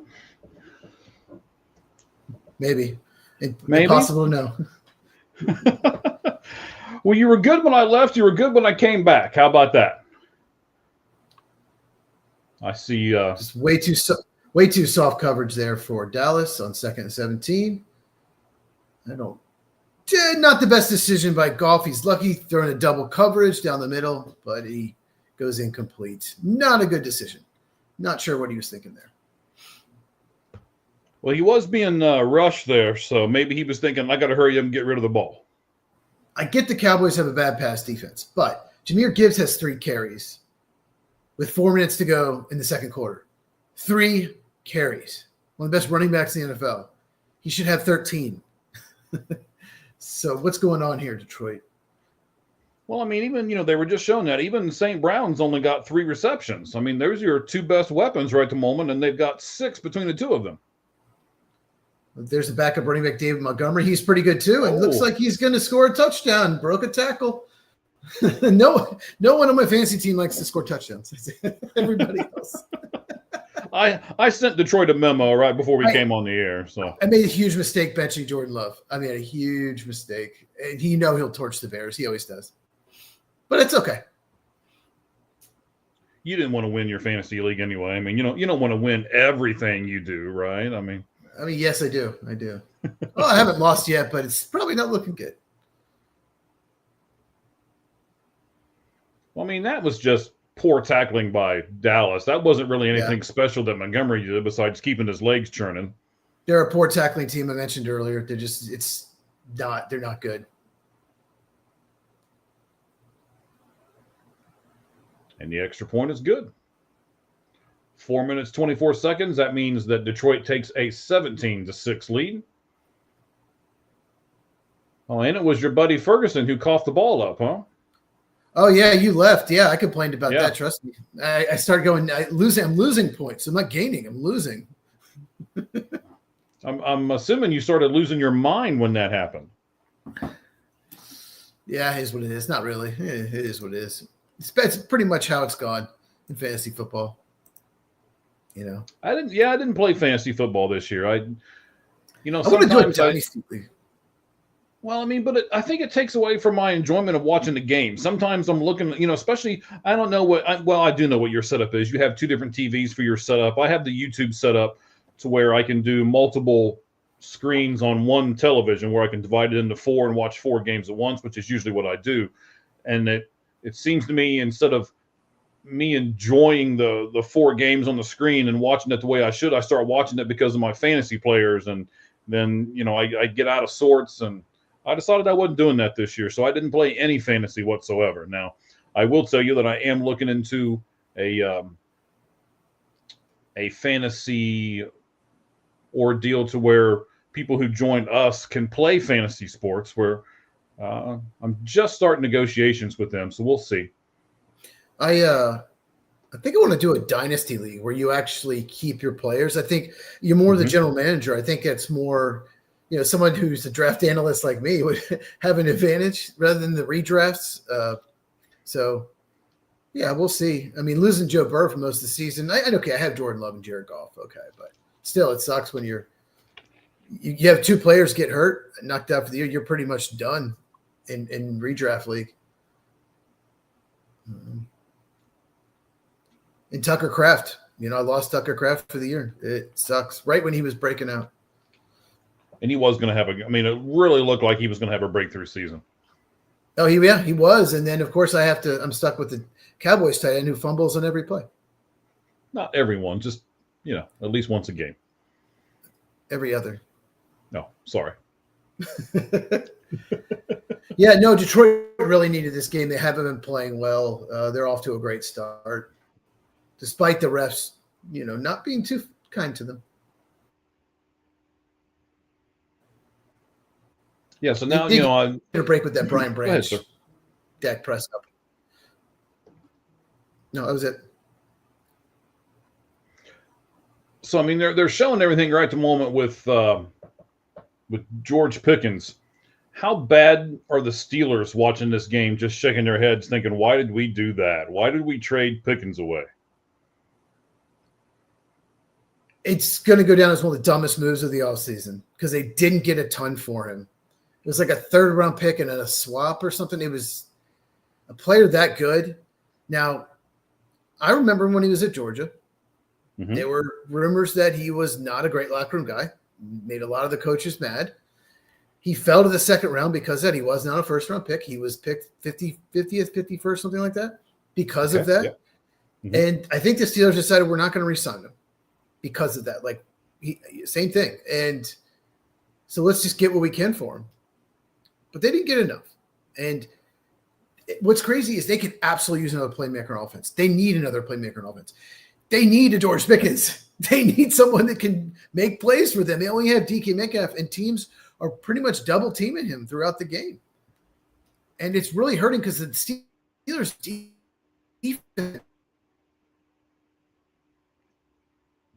just a lot of people are knocking Aaron Rodgers, but it's really not his fault. The fact the Steelers are 6-6. They don't have a good defense. They don't have enough weapons on offense. Yeah, it's hard to be one-dimensional, right? Yeah. Steelers, maybe they're lucky to be 6-6. They've had some games where they forced a ton of turnovers. And that's how they won. They did it. Let's see. They did it to the Colts, and they did it to the Patriots. I think they beat the Colts and the Patriots this year. And they did it just forcing turnovers, winning close games. There goes CD. Yeah. There goes CD Lamb. He's so dangerous after the catch. Remember him in Oklahoma. Did the same thing. I do remember him in Oklahoma. Did he play with Baker or did he play with Murray? I can't remember. But just remember Oklahoma. He played with both, right? Or did he play for Jalen Hurts? I can't remember. Now. But I remember when Oklahoma is just, if he got the ball in the open field, you were done. He was just so good. Even if Dallas gets down 2 or, whether it's 14, 17 points, I know they're not down that far right at the moment, but even if they do, with the receiving core that they have, they can come back really fast. They can. The problem is, can they stop Detroit? Probably not. Yes. To make a comeback, you also have to stop the other team. And Dallas's defense, it wasn't going to be a great defense with Micah Parsons. Then they traded him. They were on pace to be one of the worst defenses in NFL history before they acquired Quinn Williams. It's gotten better. So we got roughly 2 minutes as Dak Prescott he's got the ball. Pass interference on DJ Reed. He grabbed the left arm of Pickens. He can only get one hand up there. 1st and goal for Dallas. DJ Reed's not having a good game. No, but he really didn't have a choice there, right? If he doesn't do something, Pickens is going to catch that ball. So, you may as well try it and, hopefully they won't call it and that kind of thing. it's tough to not get the call when you grab the guy's arm. He can only get one arm up there. It's just he's like literally grabs his left arm. Yeah. Repeat second down. Offsetting penalties. Offsetting penalties. Yep. Wow. What else we got here? Oh, legal hands to the face on Aiden Hutchinson by, guess what? Jake Ferguson, the tight end. Boy, he's having a bad game. Just when I need him to play well. I think you're cursing people tonight, buddy. Everyone I start in fantasy is just done this week. Let's see who else is going to have bad weeks. Why don't we? Nico Collins for the Texans. He's screwed. DK Metcalf, we talked about him. No, he will do nothing. Kyron Williams, running back for the Rams, will get hurt in the first play. Hey, stop that. We're gonna start getting hate messages, man. Calm down over there. Somehow Denver's defense is going to get destroyed by the Raiders. Somehow. I think that one's pretty safe. And once again, my kicker is the Houston Texans kicker. He will miss every single one of his kicks. There we go. Against the All right, so it is the 2-minute warning. 17-6, Detroit currently over Dallas in Detroit, playing at Ford Field. Did you happen to see the weather in Detroit? Stop yawning so much. I'm sorry I'm boring you. Did you happen to see the weather in Detroit? How nasty it was outside when Dallas landed yesterday. Did you see any of the videos on that? I got about half of what you said. I said it landed, the weather was bad. Yeah, did you happen to see any of the videos from the weather being bad? I did not. No? Yeah. From a guy who used to live in Ohio that now lives in Arizona, no. I was watching that video going, no. I understand why I moved now. I don't know. I don't want any part of that. No snow here. No, definitely not. No. So what do you have in the mug tonight, sir?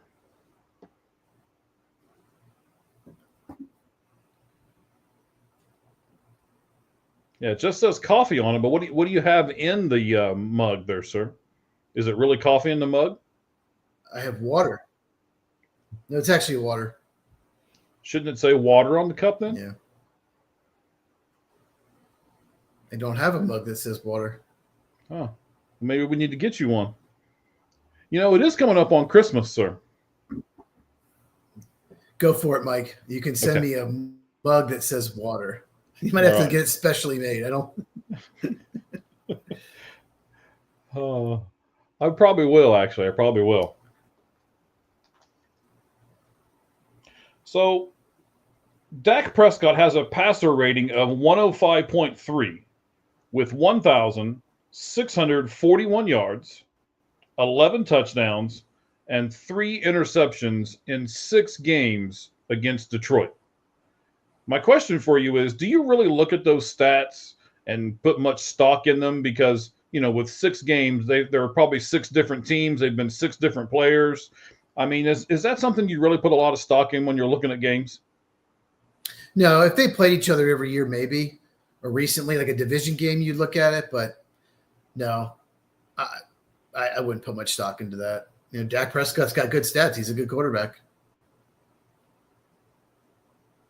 Yeah, I kind of agree with you. I mean, it's. I understand why we have the stats and all that kind of stuff. This crew is just terrible. I like Whitworth. This crew is terrible. I mute the pregame and halftime. He annoys me too. I don't like any of them. Well, today you don't have to because you and I, and we'll all be talking about it. Yeah. Oh, the pregame, I had it muted. I mean, nice throw and catch there by Dak to, I believe that was CeeDee Lamb. No, Kevontae Turpin. Oh, you are right. Yep. I'd be able to read his name on the back of his jersey if his hair wasn't hanging all over it. So Prescott tonight is 14 for 18. I believe it said 180 yards. He's floating one out there again. He didn't have it. I think it was a mini semi-throwaway. Maybe he makes spectacular catch, but yeah, it just wasn't there. Nah, it's one of those safe throws where you know only your guy can catch it. Well, it looks like he did have a step, but yeah, it looks like he did, but he had to slow down. The ball was actually underthrown. Of course, you guys can comment on us. We got over 100 people with us right now live watching this Lights Out Sports podcast watch along here of the Dallas Cowboy and Detroit Lions game. There is a flag. It should be 3rd and 1, but there is a flag, and it's looking like it's on Dallas. Yes, it is. Yeah. A lot of flags in this game. It's never fun. No. And I'm banking the way the referee is talking to Pickens, it's going to be on him.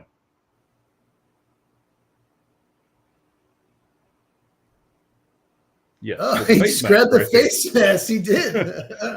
Wow. I mean, Brian Schottenheimer can all he wants look annoyed, like what? But he did it. Right? It's clear as day that he did it. Yeah, he did it, and he turned the head the other way. So yeah. So that's the Cowboys' 96th penalty of the season. Wow. They're trying to reach the century mark pretty early. I wonder if the Bengals lead the league. Let's see. 3rd most in the league, they said. There's another pass over the middle, CeeDee Lamb.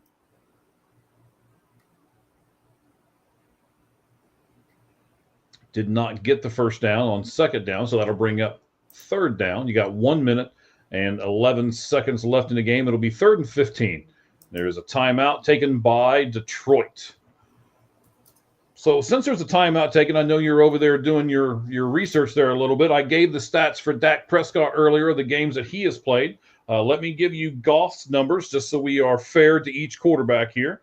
Goff has a 90.5 passer rating, 1,628 passing yards, 8 touchdowns, 6 interceptions.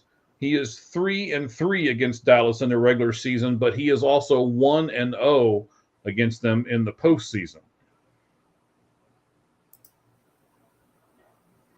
Overall, what do you think Goff is? Is he more of a is he more like a the control guy that just doesn't make mistakes, or is he the air it out guy? What is Jared Goff to you, quarterback wise? How would you describe him?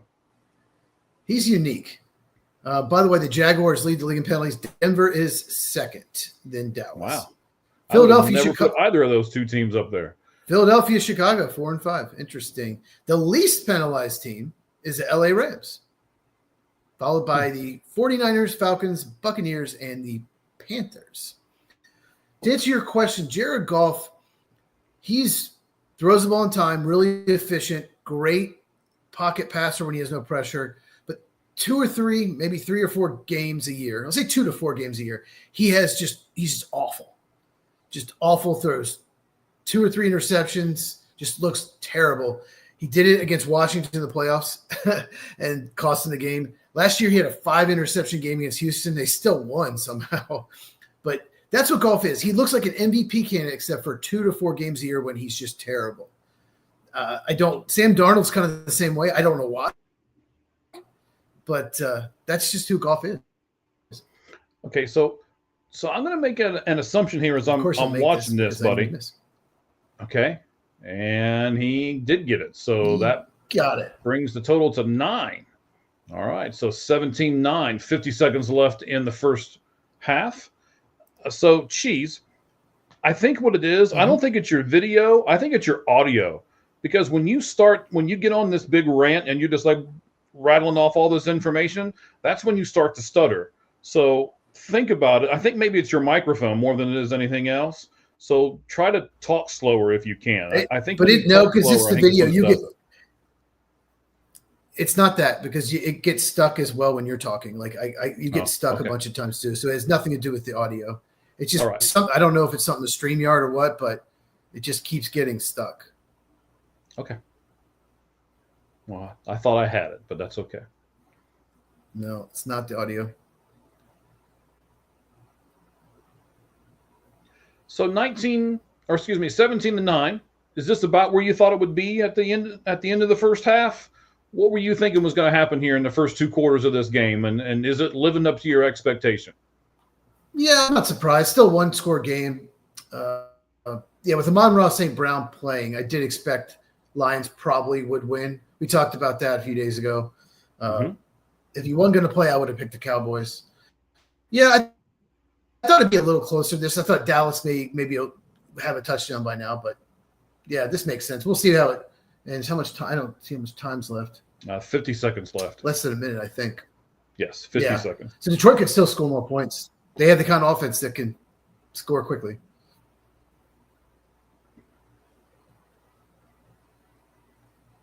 And there's a Monrock, gets out of bounds. Mm-hmm. So is this the smart way to do it? Short passes on the sideline, 5-7 seconds, get what you need to get, and then go on with your life? Or do you like it better when teams try to do like a 35 to 50-yard bomb down the center and just go for it when in situations like this? Well, Dallas is probably going to take away the bomb. But if they're going to give you 5 yards out of bounds, take it every time. You're just going to keep, you stop the clock. 4 yards, yeah, you just take it because it didn't take much time at all. So if they're going to give you that, you take it. Over Wide the open. middle. There goes Gibbs. There he goes. He was down. Yeah, he was down. Now He you still have to- got it anyway. Now you have to see. They only have one timeout. So that's the problem with throwing in the middle of the field. It was a good play, Right, but you got to clock it now. way too much time. Way Hmm. too much time. Better get out. He did. He did. If not, they would have had to use their last timeout. But I believe they are in field goal range now. So Looks like it. That's a really good play by Armand St. Brown. I mean, not only did he catch the pass coming over the center, it's 2nd and 1, 17 seconds left here in the first quarter, but he was able to get out of bounds. So it looks like they're around the 45-ish from what I can see here. I'll know here a little better when they give the overhead shot here in just a second. So they're at like the 43. Goff That's just just- going to throw it away. yeah, it's just a throwaway. Mm-hmm. Well, you have the timeout, so you can throw it in the middle of the field or whatever. 3rd and 1. I would go try to get 7 to 10 yard play, and then call timeout with 3 seconds to go. Just Yeah, get but a if little you're- bit closer. If Take you're what the gonna do- defense gives you. Okay, but if you're going to do that, aren't you going to try to go for the jugular here and go for a bomb into the end zone? No, because the Dallas is going to take it away. They're playing kind of a prevent. You don't want to throw an interception. You want to get 3. The key is to get 3. I want to get inside the 35. That's what I want to do here. Okay. They're highlighting Logan Wilson. I don't know why. Former Ex-Bengal Bengal. Logan Wilson. Yes. They got on the trade deadline. So we got a like you, timeout. he didn't want to live in cold weather. He's like, send me somewhere warmer. I don't blame him. I didn't like living in cold weather after a while either, man. Come out here and it's 100% right. You don't shovel sunshine, man. You come out here and you get done what needs to get done. I love it out here. I hear you. I'm not a fan of cold weather either. Well, and the great thing about being out here, I don't know how it is with you and where you're at in your climate, but if I want snow, I'll just drive 2 hours to Flagstaff and voila, I've got snow. I can go visit it and come right back to home. Oh, there's a pass interference. It's got to be. Yeah, there comes the flag. Now you're close enough inside the 25, maybe. You can maybe take a shot at the end zone. You have 10 seconds, so you got to be quick, but more than likely, they're just going to set up for a chip shot field goal. Once again, you have to get 3. Going How up much does- 11 would be huge. Mm-hmm. Now, how much does it matter right here as to where you're going to place it? Because your kicker likes it on the left hash or the right hash or in the center or something like that. Does that make any difference as to what's going on right now? Possibly. It depends on the kicker. Some kickers don't care. Some like it on the left hash. Some like on the right. It just depends. If the kicker doesn't care, then like I said, I would just try to get inside the 20 here and then call timeout. No, he's going for it. The jugular. Terrible throw he had. What a terrible pass. Isaac Tisla was wide open in the end zone. Holy crap. Savon Ravel, the rookie corner, I don't know if he fell down or what, but he was burned. Yeah, I assume By he the way, they're fell because picking he on wasn't close. Well, they're picking on him. Yeah, Yeah, he there fell. we go. He He fell. got the pass interference on the previous play. Rookie from East Carolina. He was a 3rd round pick. I thought he should have gone in the 1st round, but he had an injury. So you had him on your first round board? I think I had him 25th overall. But I'm not the medical doctor, so I didn't know how bad his leg was. He missed half the season with a knee injury. So that's why he fell.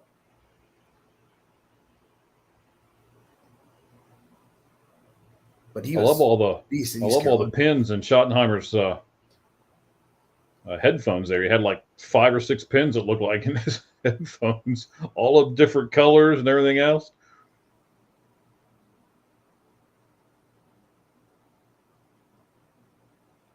So there's a good thing that, the AFC North title game.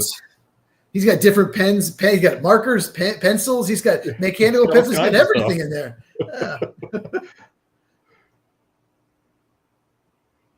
Here's the Jake Bates field goal, and he made it barely. Yeah, just did.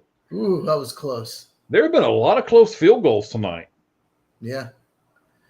That's all right, big for Detroit. 11-point lead because you have to kick off in the second half. So that's big. Get that 2-score lead right before halftime. Gives you momentum too. But they could have had a touchdown. Yeah, they could have had a touchdown, and it really could have. I don't want to say they put it away, but 4 more points is 4 more points. Do you believe a lot in this, especially in the college game? They talk about it. I believe it's like 7 minutes of the last 7 minutes of the first half and the first 7 minutes of the second half.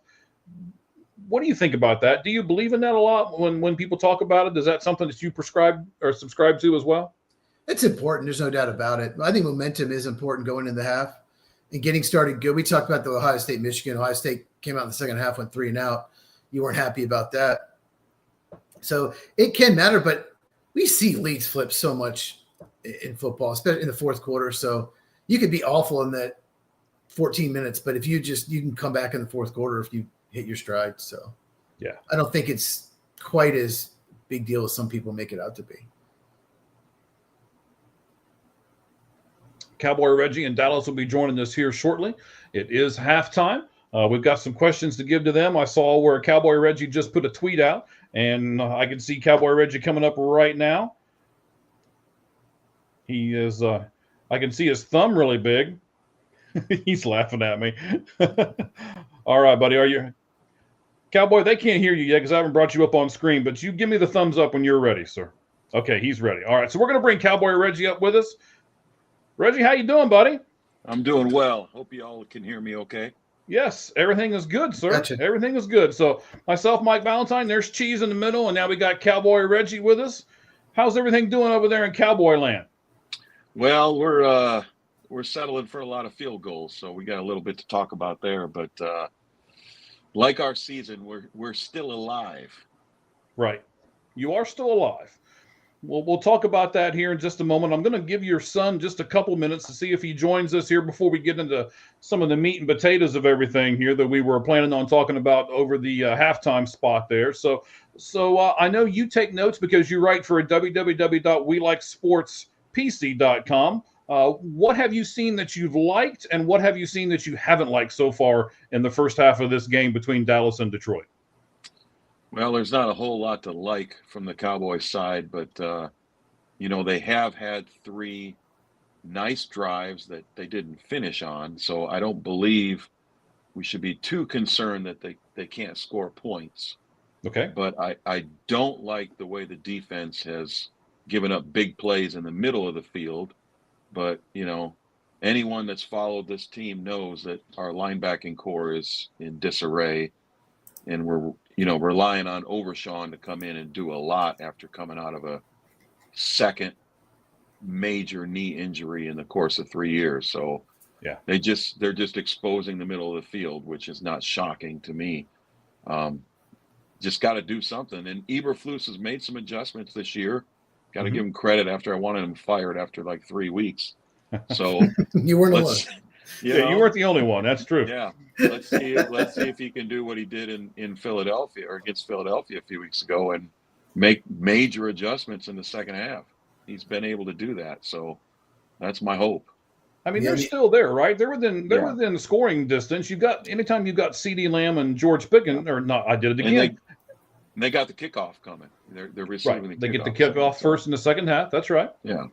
Well, to me, one of the biggest issues is the offensive line is not playing well. Nathan Thomas should not be on a field, and Jake Ferguson. keeps making big mistakes. He cost him that long place with him first and goal, and then he fumbled. First and goal. If he doesn't push the face of Aiden Hutchinson, I mean, he's not in this game at all. Yeah. No, back-to-back huge penalties. I mean, and thank God for Brandon Aubrey's leg, because Fergie almost cost him, two scores there, the touchdown and the field goal. But that's just uncharacteristic of him. He's usually clutch. Very disappointed. Yeah, he really hurt us. And I got a Cowboys fan group chat that there was some choice words for Fergie after those two plays. Well, I tell you who you can blame as to why Ferguson is having such a terrible game. You can blame the guy in the middle of this screen right now, because he decided to play him on his fantasy team today. And that's the whole reason why Ferguson's doing so bad right now. That'll do it.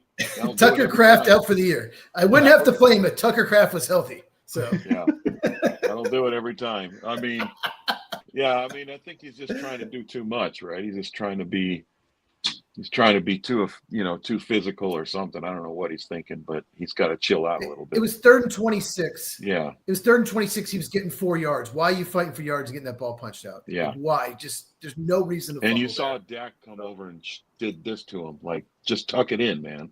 Yeah.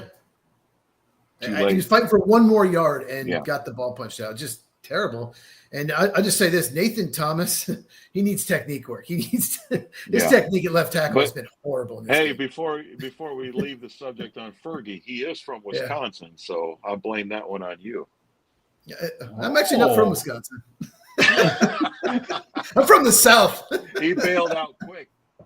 I'm actually not from Wisconsin. I'm not a Packer fan. I don't know what you're talking about. No, just because he's a Packer fan, I guess he doesn't have to be from Wisconsin, right? Okay. They do travel well, and they do have fans all over. So that was my assumption.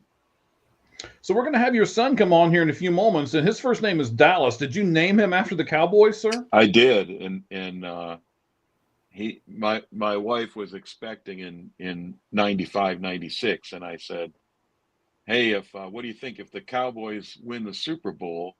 We'll name the kid after the Cowboys. And she goes, what do you think? And I said, Troy Aikman. She goes, well, what if he gets traded? I said, Jerry Jones ain't that stupid. He wouldn't trade a star player. But she convinced me that probably wasn't a good idea if he ever played on the Eagles or something. We'd be stuck with a kid that won a Super Bowl for them. All right, so, Dallas, give me a thumbs up if you're ready to go, buddy. So we went with Dallas because you can't trade the franchise, right? Right. So we went with Dallas, and there is Dallas right there. Now, bottom left here. So we got everybody up here with us. You got myself, Mike Valentine. You got Cheese there, top right. And then underneath him is Cowboy Reggie. And now we've got our good buddy Dallas up here. Dallas, how you been, man? I've been good, boys. Thanks for having me on again. I know it's been a little while. It has been, but that's all right. All right, so tell us where we can, Dallas, tell us where we can find you on your podcast, the Sons of Star podcast. Tell us how to get that. Yeah, Sons of Star. We are at Sons of Star Pod on X. That's where we do all of our stuff. So we go live on there. We try to do that every Tuesday. So that's the best place to find us. All right, fantastic. So we will we'll do that here. Appreciate you coming on with us. So let's go with this poll question that we've got here. So let me set up the poll question. I'll get you guys' opinions on the poll question, and then we'll find out what our fans said about the poll question. I actually got this from a post that Cowboy Reggie put up on his account a little earlier in the day, and I was like, I'm going to turn that into a poll question, right? So it is the Thanksgiving Day game between Dallas and the Chiefs was the most watched regular season NFL game ever, but why? And I gave you these 4 choices. It's because both teams' big fan bases, both teams have haters and they watched them, or it was a standalone game because it was that Thanksgiving day, or is it because there were 2 talented teams playing? So was it both teams and their big fan bases, both teams' haters, the standalone game, or 2 talented teams? Reggie, I'm going to start with you. What did you pick? Because I'm sure you did this and you voted and all that good stuff. What'd you pick? I mean, it's all of the above, basically. Don't cop out on us, man. The only one I don't like is I don't believe it's because it was a standalone game. Because if it was a standalone game, then the Thanksgiving Cowboys game would have been the highest watch game every year for the last 50 years. So there was something special about this game. The fan bases, obviously, you got your Swifties, you got your Chiefs fans because they're fair weather fans that won the Super Bowl. You got So your we don't say diehard. Swifties on this show. Well, they watch. Then you got. I'm just shocked that you got is. your diehard Chiefs fans, and then you got America's team and the largest fan base in the world. But the one thing that people didn't realize, and I might educate some of the listeners out here, is that the Kansas City Chiefs are the original Dallas Texans, and the owners of the Chiefs still live in the Dallas area. So you had that hype going as well. You got a huge following for the Chiefs and the Cowboys in the Dallas, Texas area, as well as in Kansas City. So all that combined was a perfect storm, and it's the most watched game in history. All right. So Regular Cheese, season. I'm sorry, buddy. Cheese, let me go to you. Tell me what your opinion is on this poll question. Which one did you pick? Both teams' big fan bases. Chiefs obviously been in 3 of the last 4 Super Bowls. Cowboys always going to get TV ratings. It's just 2 of the big teams that are going to give you TV ratings playing each other. And also Thanksgiving, there's always one relative that's going to turn the TV on. Let's watch the game. So a lot of people that don't usually watch football might have watched this game. So I think that's the main reason. And I'm so glad that they did the Chiefs. Usually the Cowboys schedule like the worst team on their schedule for this game. They used to do that for years and years. So I'm just happy it was the Chiefs this year. Those were the good old days, man. Come on. Conspiracy theorists to me would think that Jerry Jones is doing that to make sure he wins that game. I mean, I would just, that's a good time to take a nap when they're playing a cupcake. But these games, you can't eat too much turkey because you don't want to fall asleep. They come down to the wire.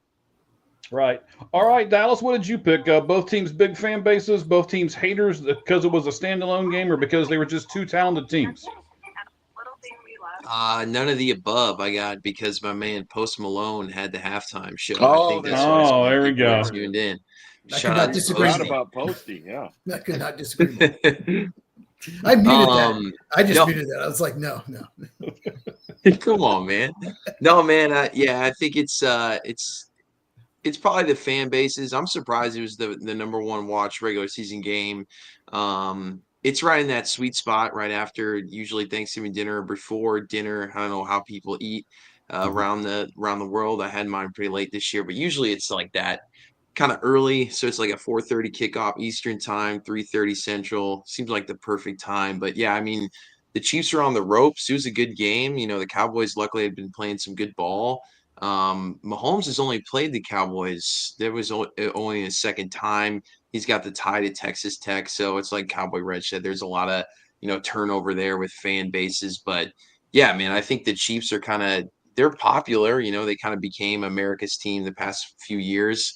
That always ebbs and flows with how successful these franchises are. Everyone likes to say they're a dedicated fan, but there's a lot, like the majority of fans honestly out there are bandwagon fans. So you got the people that are crazy enough to cheer for the Cowboys no matter what, like Cowboy Reg and I, and then you got all these fans trying to hang on to the glory days of the Chiefs, even though the franchise is dead for the next foreseeable future.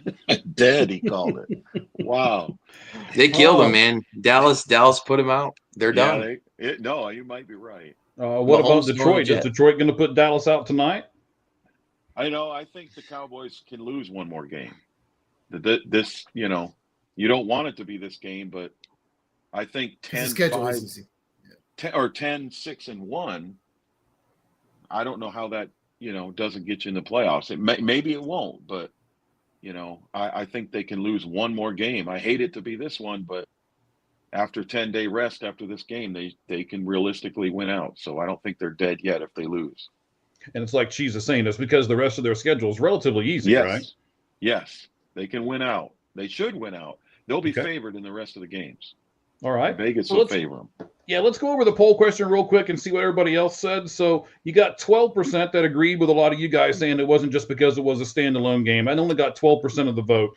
23% got 2 of them, both haters teams, and because they were 2 talented teams, that both of those got 23%, and that left the 42% to say both teams' big fan bases was why All right. the majority of our fans thought that they got that. Let's talk about Jason Garrett for a second. He used to be the coach for the Dallas Cowboys. It looks like he's going to finalize a 5-year deal to become the new head football coach at North Texas. Dallas, I'm going to start with you here on this one. What do you think about Jason Garrett's time with Dallas, and will that be a good move for North Texas? Yeah, I think he'll be a good college coach. North Texas is a team coming out of the American where, they were good this year. They kind of fell apart down the stretch, but they put some teams together now with the current. I don't know how long these rules will last with the gong show that is the college football playoff right now. I don't know how long they'll continue to let these group of 5 teams in. I kind of have a feeling they're going to come up with some stipulations with maybe a ranking qualification. But all that set aside, that's a school where he can go. I'm sure he can recruit, especially in Texas with all his ties. I thought he was going to Oklahoma a few years ago when he was leaving the NFL. That didn't happen. But yeah, I think he'll do fine as a college coach. I'm just excited to see him off of television. I think he's probably one of the worst TV personalities I've ever seen. The guy's like an absolute robot. I didn't think you could be more cheesy than he was as a head coach, and he proved me wrong. I cannot believe he's lasted as long as he has He went on to NBC. Princeton. He's definitely got some. Yeah, man, he's got some dirt on the producers at NBC because that guy is brutal to watch, and that's coming from a Cowboys fan. So, I mean, it was his time to go in Dallas, and this is, I'm glad he's going back to football because that way, I only have to see him like whenever I turn on a Thursday night American game, which is very rare. Right. Once a year, maybe. All right, Cheese. So you're the big draft analyst there. Is he taking over a good program there in North Texas as far as getting people to the NFL? It's tough to say how many NFL prospects they have. I'd have to really go back and look at it. I only watched them play once this year, so it's to be determined. We already have a touchdown by the Lions on the first play from scrimmage in the second half. Looks like Derek Barnes had a defensive touchdown. Well, instead of going back to the game, I might just stay right here for a while. Then it was tipped and then let's keep talking college football. Go on. Right off. Wasn't a touchdown. Pickens. Oh no, he didn't score. Okay. He did touchdown. Oh man, that's who dropped it. Still. Oh, that's brutal. Right off Pickens. Yeah. It hit Pickens right in the chest, it looked like. No, that'll be Dak's fault in the media. Don't worry. That's Dak. That's on Dak. That's just so. Yeah, I know it's hard to say what the programs that Garrett's going to take over. Let's try to go back to that for a second and give you guys a chance to recover here. So it looks like Detroit's on the 19-yard line at Dallas here. You're going to get a pass completed to Montgomery. He's going to go out of bounds for a 3 or 4 yard gain. So I understand that it's really hard to figure out, can North Texas continue to produce quality NFL players? But so maybe I'll ask it this way. Do you think Garrett can affect that to where they can get more NFL players from North Texas? Sure. Yeah. I mean, he's a still, I would say, well-respected name in the NFL. I mean, he didn't do anything fantastic in Dallas, but he had some really good seasons, and he definitely kept the franchise afloat. Made some playoff runs and some great regular seasons. So yeah, I think so. I think whenever you have a guy that has that experience in the NFL, that helps him. He still has a lot of connections in the NFL, so I think that'll help him with recruiting. I mean, especially in the American, who's going to have the experience that he has in that conference? Yeah, they have a lot of like the SEC and everything has pretty much taken all of the coaches out of those lower conferences this year. They've hired them all, so that's like a clean slate down there. Cowboy Reggie, what did you think about Garrett's time in Dallas? What kind of grade would you give him? And are you glad that he is not a Dallas coach anymore? Yeah, that was some lot of years of suffering. You listen to Pittsburgh Steelers fans right now talk about Tomlin is the 9-8 coach every year. We're sick of Mhm. it. We're done. That's exactly what we went through, but it was 16 games, so it was 8-8 every year. He literally went 8-8 3 years in a row. No team has ever done that in the history of the NFL. Jason Garrett holds that record, 3 consecutive 8-8 seasons. Okay. Can't fire a guy, right? Because he come down to the last game of the year, they win it, they're 9-7, they're in the wild card, they lose it, they go 8-8, and you go back next year and do it again. He did that 3 years in a row. So I have very little good things to say about him, except for his Thanksgiving Day performance against Green Bay back in '95 or whenever that was. That was a good memory. The other thing I'll say as a Notre Dame Irish football fan is thank God he's going to coach somewhere and we don't have to listen to his moronic commentating during the Notre Dame game. Because I don't know how Dallas missed that point. It's very true.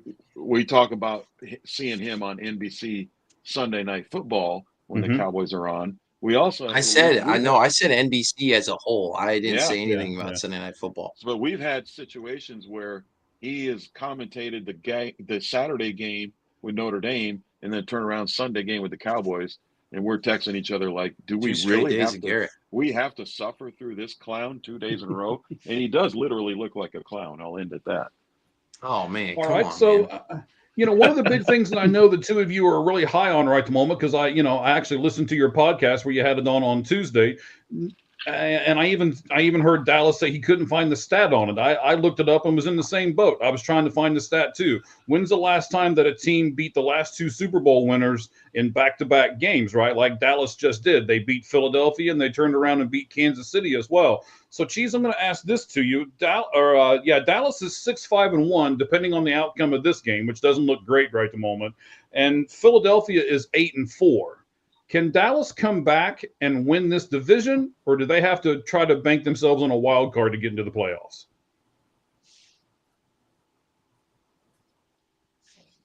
Cheese. I think he's been freezing up.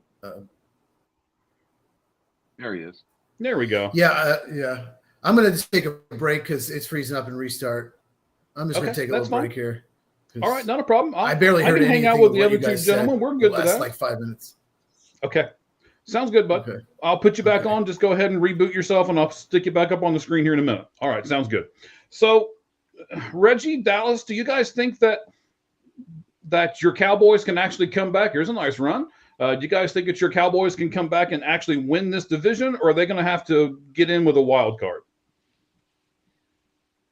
I think wild card, if this result sticks right now, is dead. I think regardless, it's dead. I think their only hope is the division.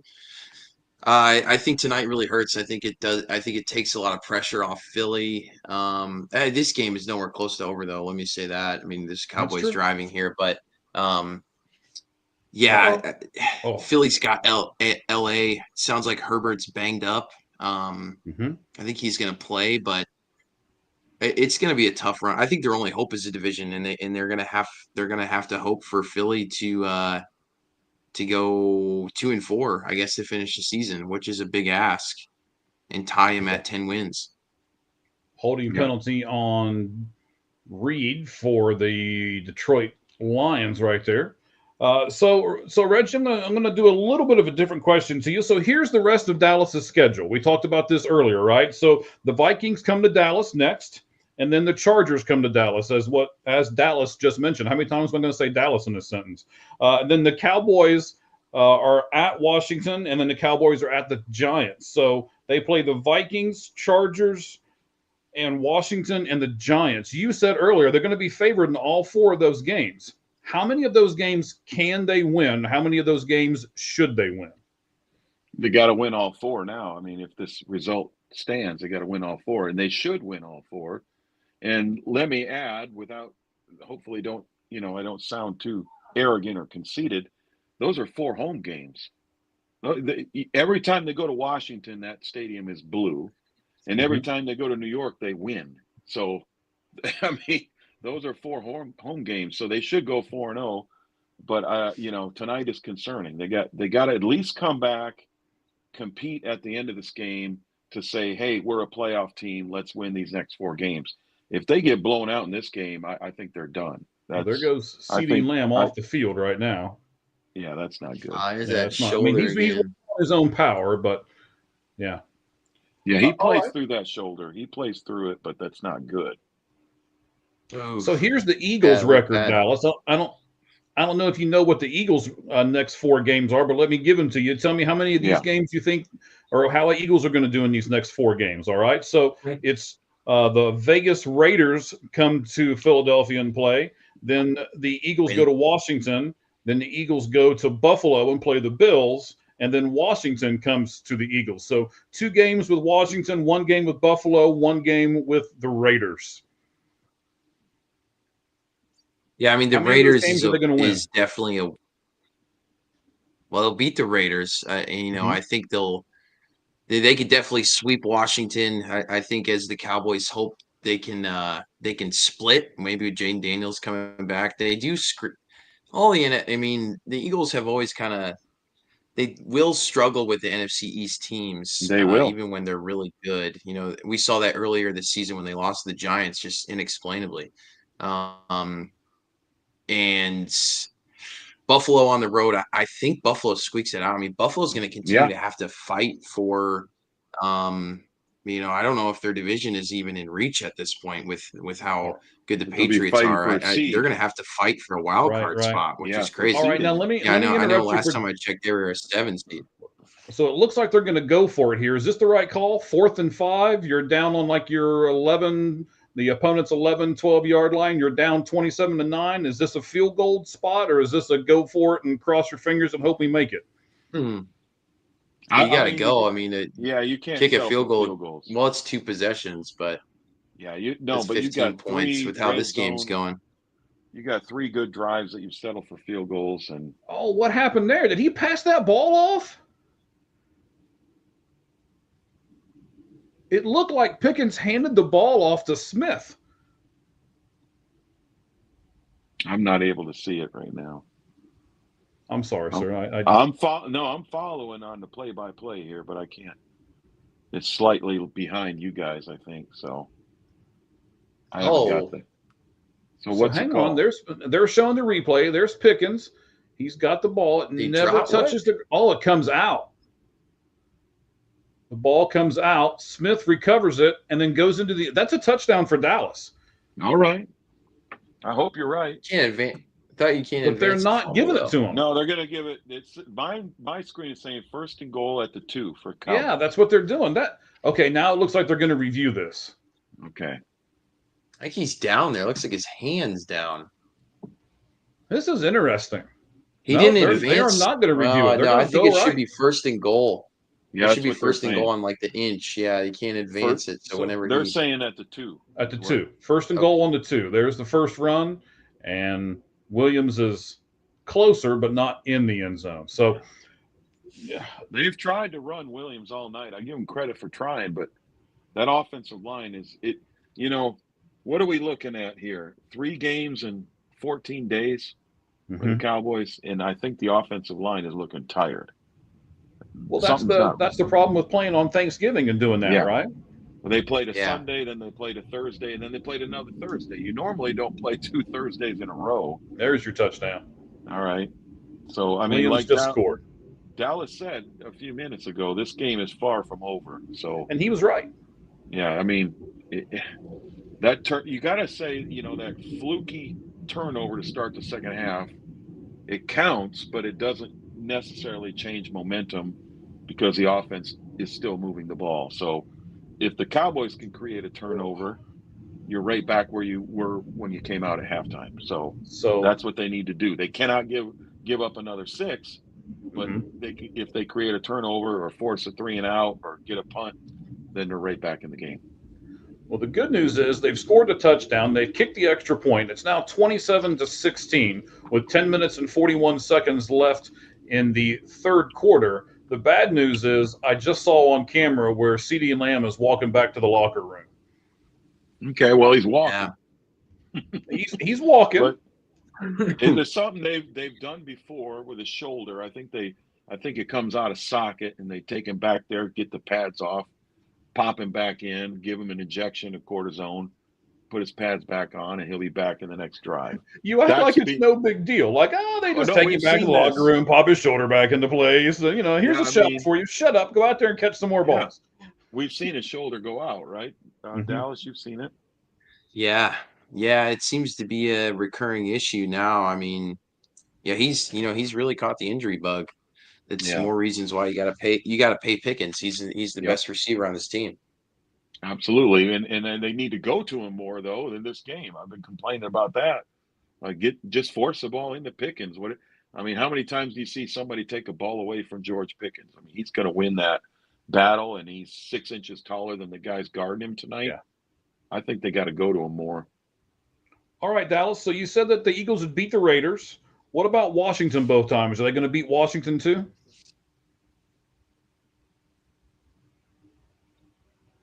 Nice you, Dallas. I mean, that's No. good. That's I say what's split. you hope they split. I don't think they will. I mean, I I do. think, I don't know. I Cowboy Ridge is very optimistic. I don't know, man. They normally split. Even I in the years they've won the Super Bowl, they split. They split. They always Washington's really, really bad. They are really, really bad. split. Yeah. They're a very but they bad don't. football Daniels team. comes back. Very, very. Yeah. And the Very bad problem with Jaden Daniels coming back is we got to play him too. But still, you want that split there to at least give you life, give you a chance. So I Well, I gotta mean, hope yeah, I obviously want it. I mean, you want it, but I'm not going to sit here and say it's going to happen because I want it. Right. Try to Eagles be will be realistic. favored by probably they'll be I don't know, 10-point they're not- favorites at home and probably they're not playing well, man. They're not. a touchdown favorite on the road. They're not playing well. I know, I Eagles get are it. not- They're not playing. I get See, it. this is why their podcast, Sons of Star podcast, is so much fun. They just do this banter back and forth the entire time, right? It's like an hour of this. No, you're wrong. do. No, you're wrong. Shut up, Dad. Don't talk to me like that, boy. And it just goes back and forth. So Yeah, That's what pays the bills. He's got a lot to learn. he's got a lot to learn. Listen to this. What about the Bills? Do you think the Eagles can go to Buffalo and beat them with it's the next to the It's last fun. game? No, of the it's a season? fun. I tell you, No. no.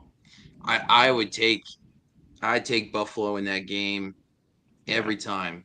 I mean, I still like Buffalo out of the AFC, and I actually like that they've struggled. I like when I think that's kind of what the Chiefs look like the last couple of years. They've struggled a little. Maybe not years ago, last year for sure. They had their times. I like when a good team with a lot of expectations struggles a little bit in the regular season. Now, I think not winning their division that definitely hurts, but I mean, and they're a team that really could use home field advantage, but that's a team that their offense is going to travel. You clean up a few things on defense. I like the Bills a lot out of the AFC, so I think they definitely win that game, especially at home. It's going to be ice cold. Buffalo always seems to win that game, even though Philly, I don't want to talk myself into this, but Philly, that they're a kind of team that would play well in the cold because they can run the ball so well. Not as much this year though, but no, I like Buffalo in that game. So you guys are fighting right now. Bland just came up, got Gibbs behind the line of scrimmage. It's 2nd and 15 right now for Detroit. So they're fighting. I will give Dallas that. We've got over 210 people with us right now live here on the Lights Out Sports Podcast. We've got both guys from Sons of Star on with us. That's Cowboy Reggie and Dallas. We very much appreciate them being with us right the moment. Cheese and I talk about this a lot when we do our show.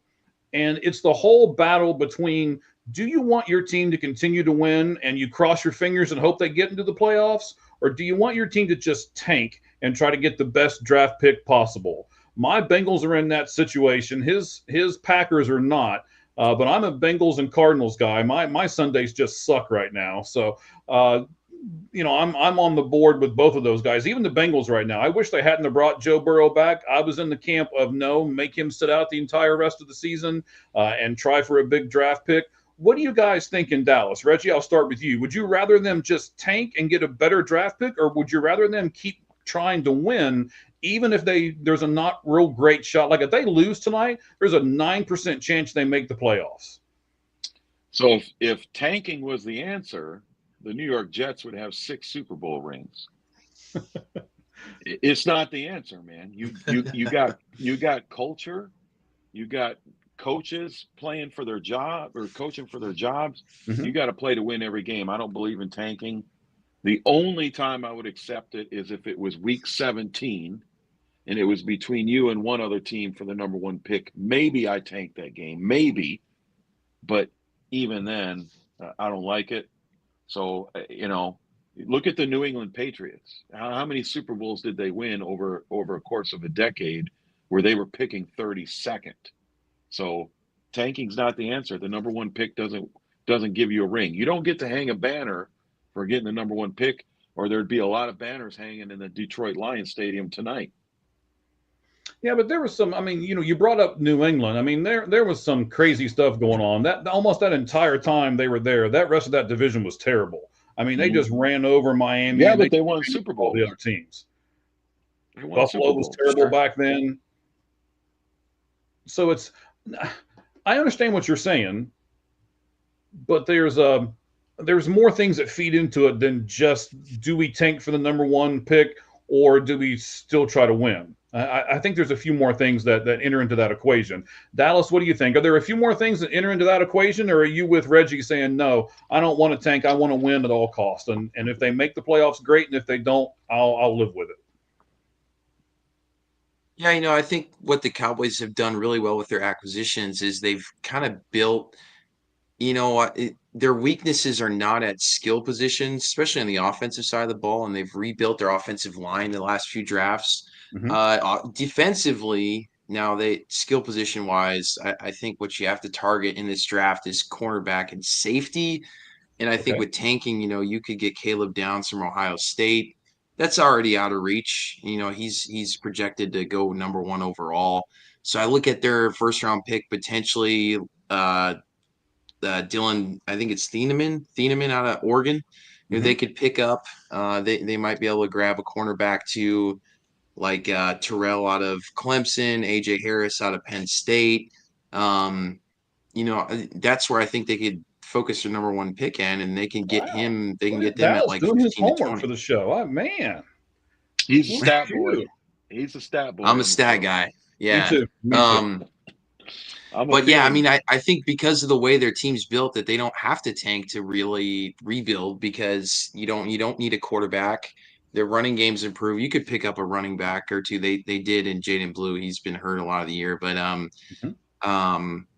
wide receiver wise, you re-sign Pickens, you have CD. So I don't think tanking helps you. Eventually they're going to have to draft another quarterback, and maybe they do that. I think they do it next year in the draft when Dak's got 2 years left in his contract, and they probably go for a later guy and try to get lucky like they did with Dak. Okay. But yeah, I mean, at this point, no, but it does. I will counter Cowboy Reg's point with the fact that, he brought up Pittsburgh earlier, and that's a team that, you could see the result of going 10-7, 9-8 year by year, making a wild card, never really fully rebuilding your team because you never had that year where you could pick up a lot of good picks. But the Cowboys what they did a really good job of too is they rebuilt their interior defensive line this year, and they did that without having to draft guys because they found that failed. They spent a high draft pick on a guy, Mozzie Smith, that is completely flopped, that is now at the Jets. Perfect. I'm gonna watch his kick. Oh, yeah, you're gonna like did he block it or just shake? He did block it. Yeah, he blocked. No, that's a block. That's the turnover I told you. That's what we need. Man. We need so hey, all right, boys. There it is. Yeah, we got that counts as a turnover. Yes, yeah, it really does. 100%. Absolutely. And I don't know if they showed you the picture where you were watching it, where they showed the coach over there for James Houston for the Lions. I don't know which person it was. 58, I think. That's not Houston. Cheese had the lineups in front of him. We divided stuff up, so Cheese had the lineups in front of him. I don't have the lineup for your team in front of me. Special teams guys are tough sometimes. You Yeah, forget they they're- are. They are. But as you just said, man, they were fighting. They held Yeah. them to a field goal, and then they kicked the field goal, and then they blocked the field goal. So I mean, that's like 2 or 3 wins in a row for Dallas right there, right? You hold Yeah, it, and they're you block it, 42 and now yard you get line the ball now. back. So yeah, You're on the 42-yard line, so you're in good shape here. absolutely. We just got to keep going for 6, man. We got to score. We've been moving the ball the whole game. You just got to score touchdowns now instead of field goals. And Mhm.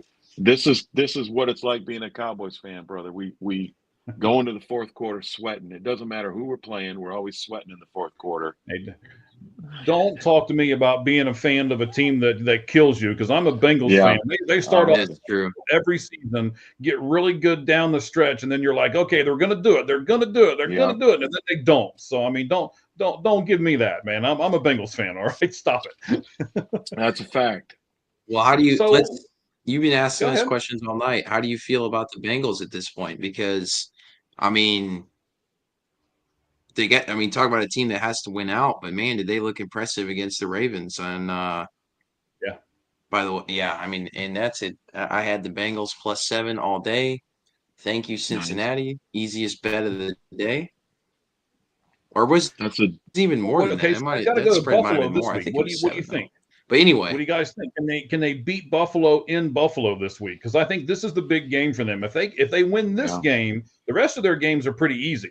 They play the Ravens one more time. that's tough. They play Dallas, and then they play the Cardinals, Arizona Cardinals. So I mean, that's kind of like your Dallas Cowboys schedule. Those last 4 games are pretty winnable if they can beat Buffalo. It's kind of like you guys tonight. If you guys can beat Detroit somehow, right now it's. And I don't know if you saw the statistics on it. If you lose tonight, being the Dallas people, it's 9% that you'll make the playoffs. If you win, it's 39% that you'll make Yeah. the playoffs. So that's a huge swing. And I think the Bengals are in the same boat. If they can beat Buffalo, I now agree I'm with okay. that. Yeah, it makes sense. All right, here you No, go. I mean, I agree with those stats. Oh, wow. I don't know, man. Wide open That's over the tough. middle. Going to Buffalo is, man. Yeah, I That's don't see really it. tough. And it's not even. I think with you. the I think you Bengals- could. I don't know. The Bills have been very. They have been inconsistent though. They've been But good they at need home it. though. I'll give them 5-1 at home. The Bills need it. They need it, and they're they're- not gonna.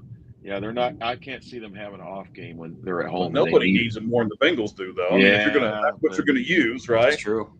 Yeah, but I think the league expects. I'm not getting any conspiracy theories, but I think the league expects Buffalo to win that game. I'll just leave it at that. Okay. We won't do too many conspiracy theories, right? I don't think the league feels that the Bengals have a realistic shot at winning the AFC, but the Bills do, and that's how things work. Dallas Carl- will disagree. Pickens has It's only rigged. had 22 yards all night. That's a problem, right? For you two being Dallas guys, that's a problem. Pickens having 22 yards. I told you at halftime they're not going to him enough. Yeah. Just because he's covered doesn't mean you don't throw the ball his way. That's not what kind of receiver he is. He makes contested catches, and they're not giving him any tonight. And then it looks like holding on Dallas. They just called that. That's what you don't need right there. Yeah, that's gonna hurt. Yeah, here's your guy. I mean, We talked about him, Thomas. We talked about him earlier before Dallas, before you came on. We were talking about Thomas, and that's he's been a liability, and he's been so good. Got cooked. Yeah. He's been filling in so well all year. He started Yeah. like 4 or 5 games, but the guy he is got cooked by has cooked a whole lot of players in his career Yeah. too. I mean, Yeah, but and then you get Fergie trying to help, and then he's putting hands to the face. So Mhm. that's a tough situation. That could cost him Oh. tonight. 2nd and 19, a great grab. I believe that's see it. Ferguson right there. Yeah, well, he does. He needs. He to did prove something himself. right. See, He's that. I mean, he's very aggressive. He had a good catch earlier too. But sometimes you can be over aggressive. Yeah, Okay? you just can't. You can't. caught it twice. There's a few Yeah. positions there. If there's one position where you can never fumble the ball, it's tight end. You can't have Yep. a tight end that fumbles. I mean, Nope. a tight end on the team is 'Cause supposed to you're be the not most supposed to be- reliable guy. You're not. I mean, supposed to be if you got making your plays like that. Right? How is he so wide open?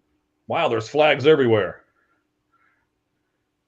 I Laundry can't pronounce this guy's name. Help me. Who's 19? Fleury or something like that? How you say his name, gentlemen? Flournoy. Yeah, that guy. Flournoy. Yeah, Ryan Flournoy. He Southeast Missouri State Yeah, he's been A&T great. A&M Culinary School. All right. Pass interference on Pickens of the Dallas Cowboys. That's what they're calling right now. Well, Oh man. After a really good catch and run. I don't Oh, they're like getting that. him for the pick play. I don't like that. Pickens with the pick. Come on. Yeah, They just right. they just wanted to call that. I'm not buying So it. what do you think about that play, though, gentlemen? I mean, that one's kind of ticky tack, if you ask me. It's don't not like like it. we don't know what he's trying to do, right? But I think as long as you don't make it obvious Oh, or yeah. you tackle the guy, I think it's okay, right? They run. Well, that's patterns why they like call that, it a rub. They call it a rub Yeah. route for a reason. Mhm. I mean, you're Right. supposed to kind of get in the guy's way and get around him. You don't actually physically run into him. That's why they call it a rub route, not a check route. Yeah. Okay. So then if I mean, if you the got to be receiver very touches him, are careful you with gonna? that contact. So then This if is you're the referee Are they and the gonna kick receiver this? touches him, you're going to throw the flag every time? Are they going to kick this field goal? Looks like it. Yep. Yes, they are. Yeah, why not? Yeah. So I we think can I'm a call little it ahead of you possession guys, game but here. yes, they're going to kick the field goal. What are we talking? 63 yards, 62 yards? That field goal is 63 yards, and he just made it. Of course he did. Oh my He's god. 27-19. Dallas. He's butter. And what do we know about Brandon Aubrey? He went to Notre Dame, but he did not play football. He's a soccer player at Notre Dame, never played college football. And it only clears by a few yards, but he got it, though. That's a 63-yarder that clears by about 4 or 5 yards. Yep. All right, That's we're going it. to That's commercial. it's a one-score game now, gentlemen. It is a one-score game now. One-score game. Absolutely. It's huge. Dallas. That's is why you huge. don't mind kicking the field goal there, right? Yeah, don't mind when you got a weapon like him that can make a 63 Yeah, yarder. I Are you mean- kidding me? That's a punt for probably 20. Pretty 24 comfortably though, teams. like you said, 4 or 5 And then- yards.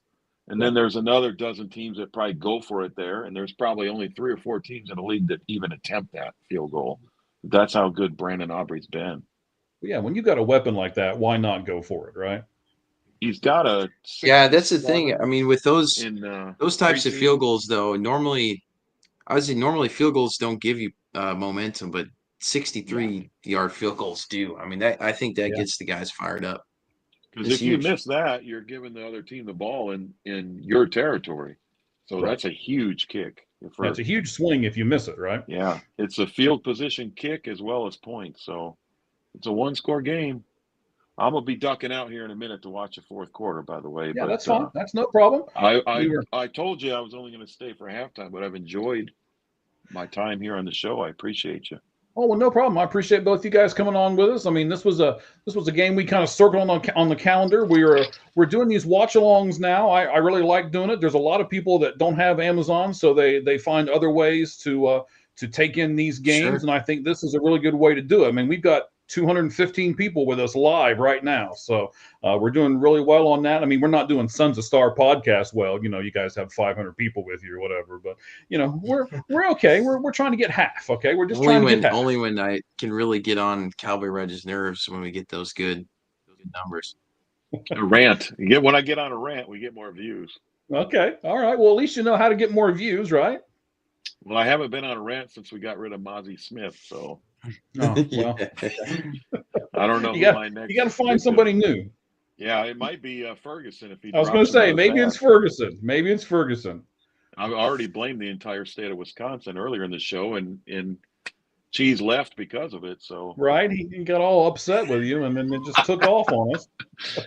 So Fergie might be my next public enemy number one. And like I said, the whole reason he was doing bad tonight is because she's put him on his fantasy team right before he came on the air. So Yeah, that started the whole process. now Those I want to talk to Packers, you guys real quick about, I know Cowboy Reggie, you're going to go here in about 2 minutes or so, but 2 minutes of football is probably another 25 minutes. But Could be. Yeah.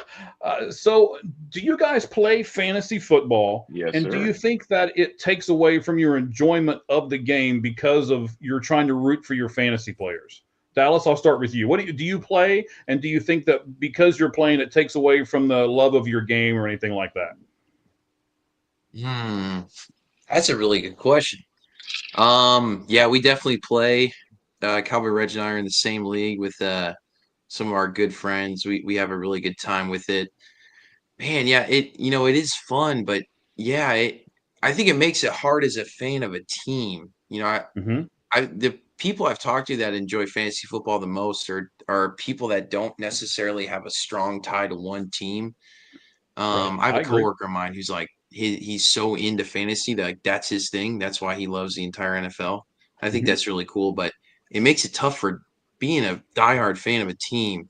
Like tonight, I got Goff on my roster, Herbert as a starter, and then Jahmyr Gibbs. Obviously, I'm going to start Jahmyr Gibbs, but I didn't start Goff tonight because I just like I can't sit here and want him to have a good game, even though Herbert's hurt, and I probably should have started Goff. So I think it hurts me there. But overall enjoyment, um, yeah, that's a good point. It probably does take away a little bit because you're rooting for like weird individual stats Right. sometimes. Yeah, Cheese and Um, I were talking but about it earlier. I've got the YouTube thing where I can split my TV into four screens, and I tend to start watching my fantasy players instead of watching the actual game, right? So I sure, think sometimes yeah. that distracts me or detracts me. This year I didn't play fantasy football at all. I just decided, you know what, I'm going to Oh be a wow. fan and I'm going to watch a bunch of games. So, Cowboy Reggie, what about you? Do you play fantasy sports? And if so, do you think it bothers your viewing of the Dallas Cowboy games? It was, but I think I've on to something. So the last 2 years, I've gone down to one league, Okay. and I have an unwritten rule: I never roster a Philadelphia Eagle, and I've enjoyed it. I can watch the games now. I only got one team. I'm only in one league, and I don't Okay. have any Eagles, so I enjoy it. Well, But that hey, must be I the don't either. That's probably when I why. was in Yeah, two that's or probably three why I leagues, win. But you get two or three leagues going, and there's just too much going on, and all of a sudden you're distracted from your team, right. and you got guys on your team, maybe team two or team three that you don't like, and you don't like that team. It's tough. So All right. So, you Cowboy, know, I know you said that you wanted to go because you're going to take notes for the other stuff. So, I've got Cheese in here. I know you guys can't see him, but he's back with us and ready to go. all So, I right. can take you off and replace him with yours. Thank Before you, you sir. go, Reggie, tell me where we can get you at on X and stuff. Go ahead and plug yourself, bud. Yeah, well, on X you can catch me at Cowboy or Cowboy underscore Reg 88. So you can catch me there on X. I do daily posts, Cowboy stuff, but a lot of NFL stuff, a Hmm. little humor mixed in. So check me out on X, and I write for We Like Sports. We Like Sports with a Z at the Right. end, and we do our Sons of Star podcast as well. Right. And then, Dallas, that Sons of Star podcast is every Tuesday. Is that right, sir? yeah, Tuesday we moved to a new time, so we're doing it a little later now. We start at about 8:30 Central, 9:30 Eastern. So Well, that's Tuesday okay. nights, and then we like to mix in a little live shows, during games and stuff like this, do stuff like Okay. this. So thank you so much, Michael, for having us on. We appreciate Hey, it, no man. problem, Appreciate brother. Hopefully you, we can man. get with you guys Absolutely. again. All right. Sounds good, guys. I appreciate you guys very much. Thank you. And we will talk to you soon. Thanks, Mike. All Hopefully, right, Dallas later, can pull man. this Thanks. out, gentlemen. One score Yeah, game, we'll see. We'll Okay. see. All right. Bye, guys. Later. fourth quarter.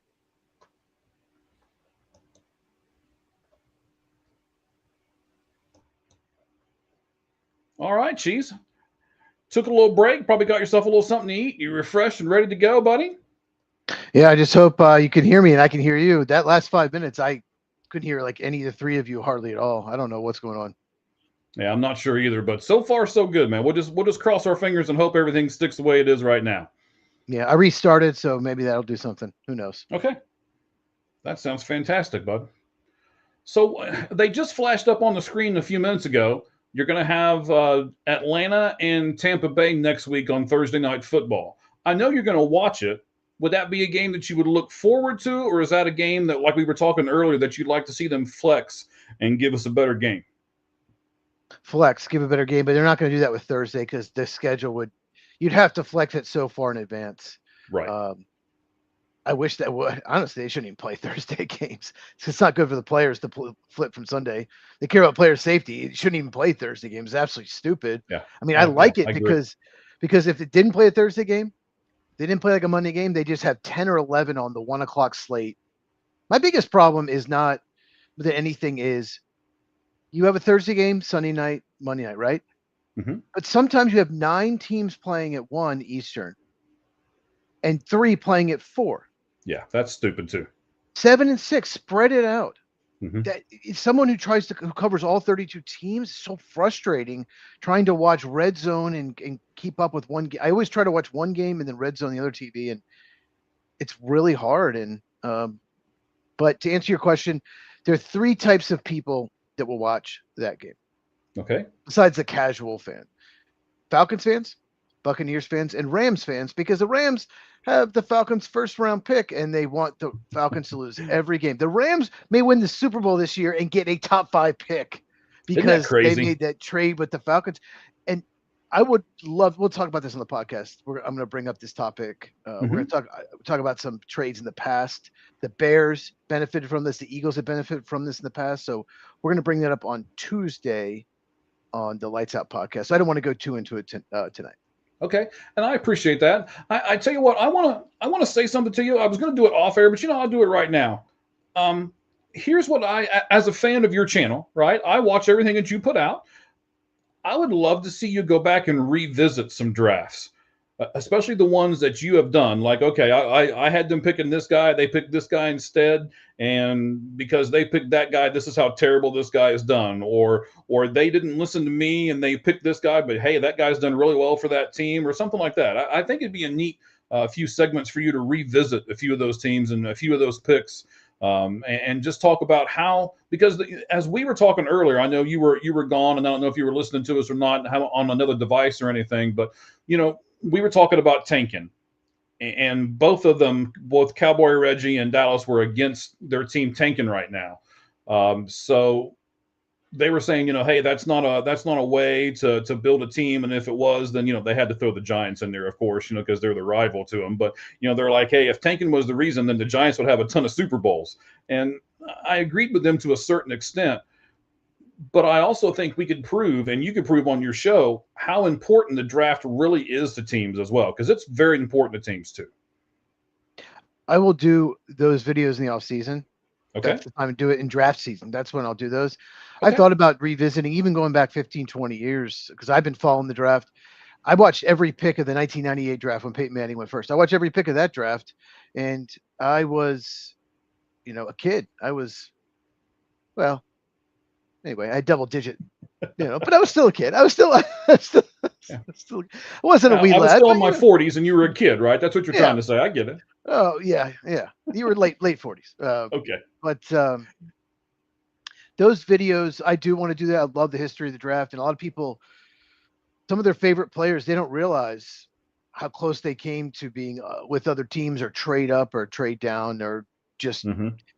I'll give you a perfect example. I'll have to bring it up, but just the Lions have been one of the best teams at drafting the first round over the last 7 years.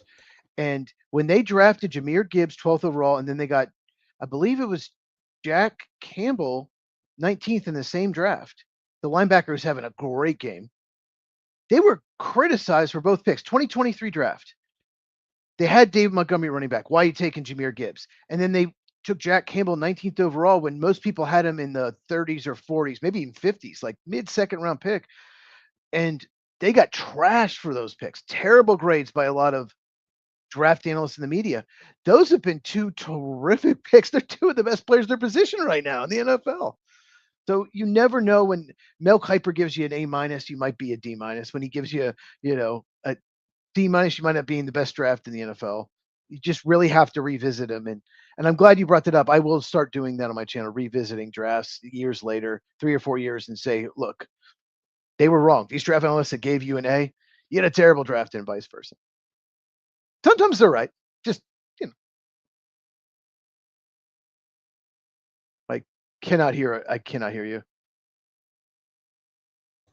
It's because I muted my microphone. I was doing a couple things. I didn't want all that noise to come in. I was like, not again. No. Oh, is that a tie? I think he got his feet in. I don't know. No, I really the needed ref that is for saying fantasy no. purposes. I really needed that to be a catch. I'm going to lose anyway. The Cowboy kicker has 26 points. I've never seen that. It's because he's kicked what, I believe three of them over 50 yards, right? 1 over 60. Yeah, you get more and more points per the distance.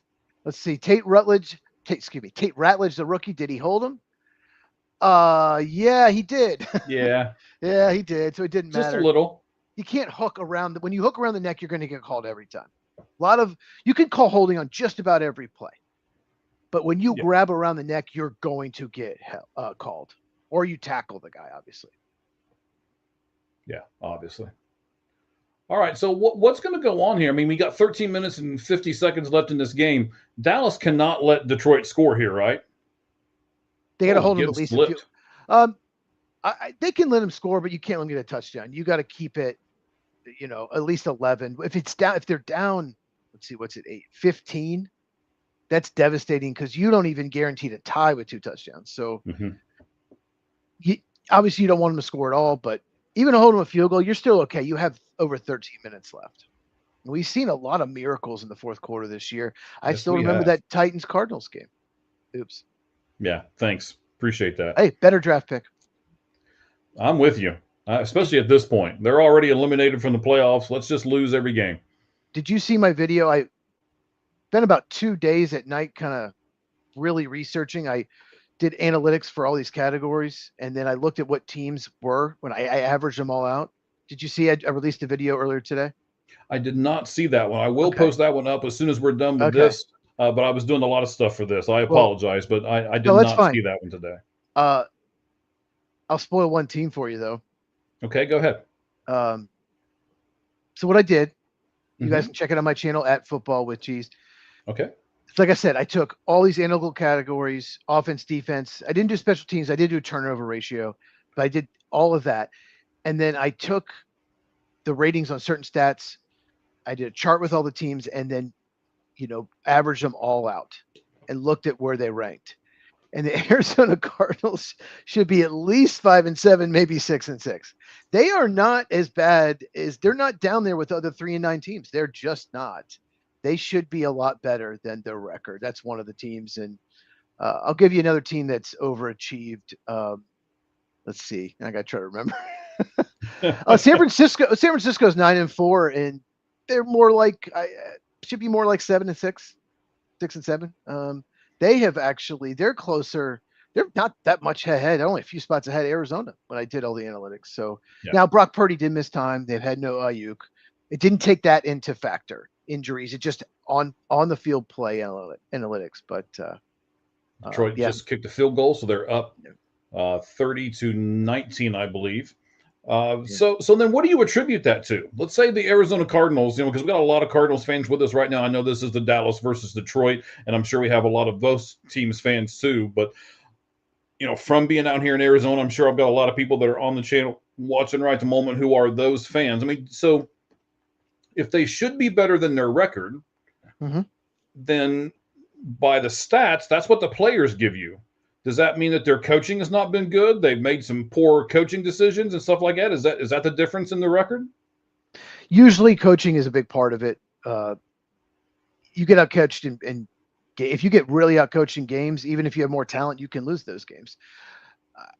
I definitely think coaching cost them the Packer game, because who decided to let Micah Parsons be single blocked 8 times that led to 3 sacks? And a bunch of pressures. There's 8 snaps. I rewatched the game. According to my charts, I don't know, somebody else has different. There were 8 times he was single blocked, 6 pressures, 3 sacks. And one of those sacks pretty much won them the game. Like, I think Arizona wins that game. I think they should have won that game, believe it or not. Green Bay wasn't playing well. Just that's one example. The Tennessee Titan game, it was a combination of coaching and players just being awful, everything just a disaster. But coaching's a big part of it. And some teams just don't play well in the fourth quarter for whatever reason. There's been 2 different quarterbacks used about half the year. Don't know if that's been a factor, but Arizona Cardinals, I did 4 analytics publications just to see, and if one of them was way different than the other, I just threw those out. 3 of them had the Arizona Cardinals the worst tackling defense. And when you're a bad tackling defense, fourth quarter in the clutch, when you miss a tackle, like a 3rd and 6, you miss a tackle at line of scrimmage, he runs for 10 yards. That's you got to be able to tackle well. So they've backbreaking stuff, right? And 2 of the publications had the Packers as the best tackling team, believe it or not. But you got to tackle well. So I think that's another factor for the Cardinals. But I really think Jonathan Gannon, I don't think he survives this, and I don't necessarily think he should. So then if you're the GM, right, I'm glad you kind of brought that up at the end, because that's where I was going to go with this next part of it. We're just now getting back from the commercial. It is 30-19. You got 11 minutes and 45 seconds left in this game here as Dallas gets the ball. When at the end of the season, and if you can do these stats, that means anybody can do these stats, right? Not that you're, I'm not trying to discount what you're doing here, but those stats are available to anybody, right? Yeah. So then the general manager, shouldn't he sit down with the coaches and be like, hey, we should have won more games, and this is why we didn't win more games, and this is on you. So can't you use those numbers and those statistics and those analytics to decide whether you keep the coaches or not? Oh, absolutely. Some teams are super analytical. Minnesota Vikings, definitely one of the most analytical teams out there. Cleveland Browns, it's not really working out, Andrew Berry, but he is very analytical, Harvard grad. Some teams aren't so much. They're trying to think of an example team. I can't really think of one offhand, but you can probably Google and find out who's the most analytical. But I think Minnesota is probably as analytical as you get. So yeah, those teams will look at that and say, look at this. Like, we're top 10 in rushing and passing efficiency. We're 26 in offensive yards per game. Like, what is going on? Yeah, that doesn't compute, right? It does not compute. And most of in the video, I did 5 teams, the overachieved, 5 under. Probably 6 or 7 makes sense, but there are a few that just surprised me. You'll be surprised at a team that has overachieved. Now you've really got me wanting to watch this. So as soon as we're done here, I'm going to go. I know you've shared it with me. I just haven't shared it on the channel. I will share it on our X account. That is All Gloves Off SM on our X account. We'll share it right after we're done here with the watch along for the Dallas and Detroit Thursday night football game. Dak Prescott is throwing the ball all over the place, and there is no CeeDee Lamb. He got taken out earlier while you were taking your little sabbatical there. He had looked like a shoulder injury, was taken back to the locker room and has not come back out. It was a concussion. Oh, was it a concussion? Yeah, so he's out with the concussion. He's not coming back. It's a concussion. Okay. He's definitely out. Yeah. All right. Thank you for the update. I did not see that. I appreciate that. So, they're driving down the field. They're now on the 43-yard line of Detroit now. And what's good is they held him a field goal. Wide open. And now he touched it. They held him a field goal. Like I said, held him a field goal. And now we have, I don't know what happened. It's either a complete blown coverage or someone fell down. Something. He was wide open. Now you got to go for 2 here, fourth quarter. Oh, see, I was getting ready to ask you that. So, yes, you would go for 2. If this was the second quarter, no.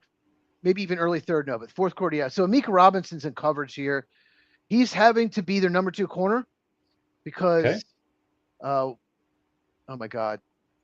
Brain fart, I can't think of his name, is out for the year. Yeah, I don't know why Robertson let him go. He doesn't get any safety. Maybe he thought there was help over the top. Yeah, he must have thought the safety would help because he just let him go. Terry and Arnold, by the way, I just remembered it. He's their number 2 corner opposite DJ Reed. He's out probably for the year. So Meek Robinson now, Meek Robinson's now having to play corner, and he's struggling tonight. This is a big point in this game. Can they get this 2-point conversion? Here they go. They double teamed Hutchinson all day. All day. They should complete it. He did get it. Ferguson actually. Hey, Ferguson got it for you. Look at that. This is the game, folks. This is what I wanted. A high-scoring, close game. There you go. So Dallas did just convert the 2-point. So 9 minutes, 52 seconds, and they're only down by 3, 30-27. Dallas has come back and made a game of this.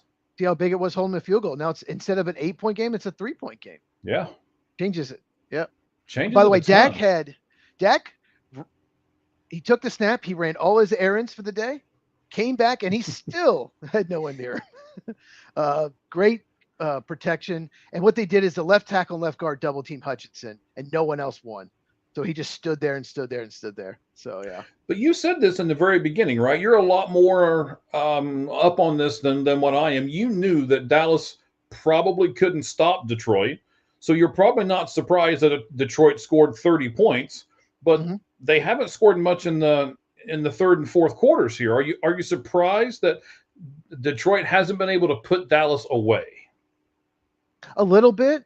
Their one touchdown in the second half was off a turnover. Like they basically got it inside the 15, I think. It wasn't very far out. Yeah, it wasn't very far.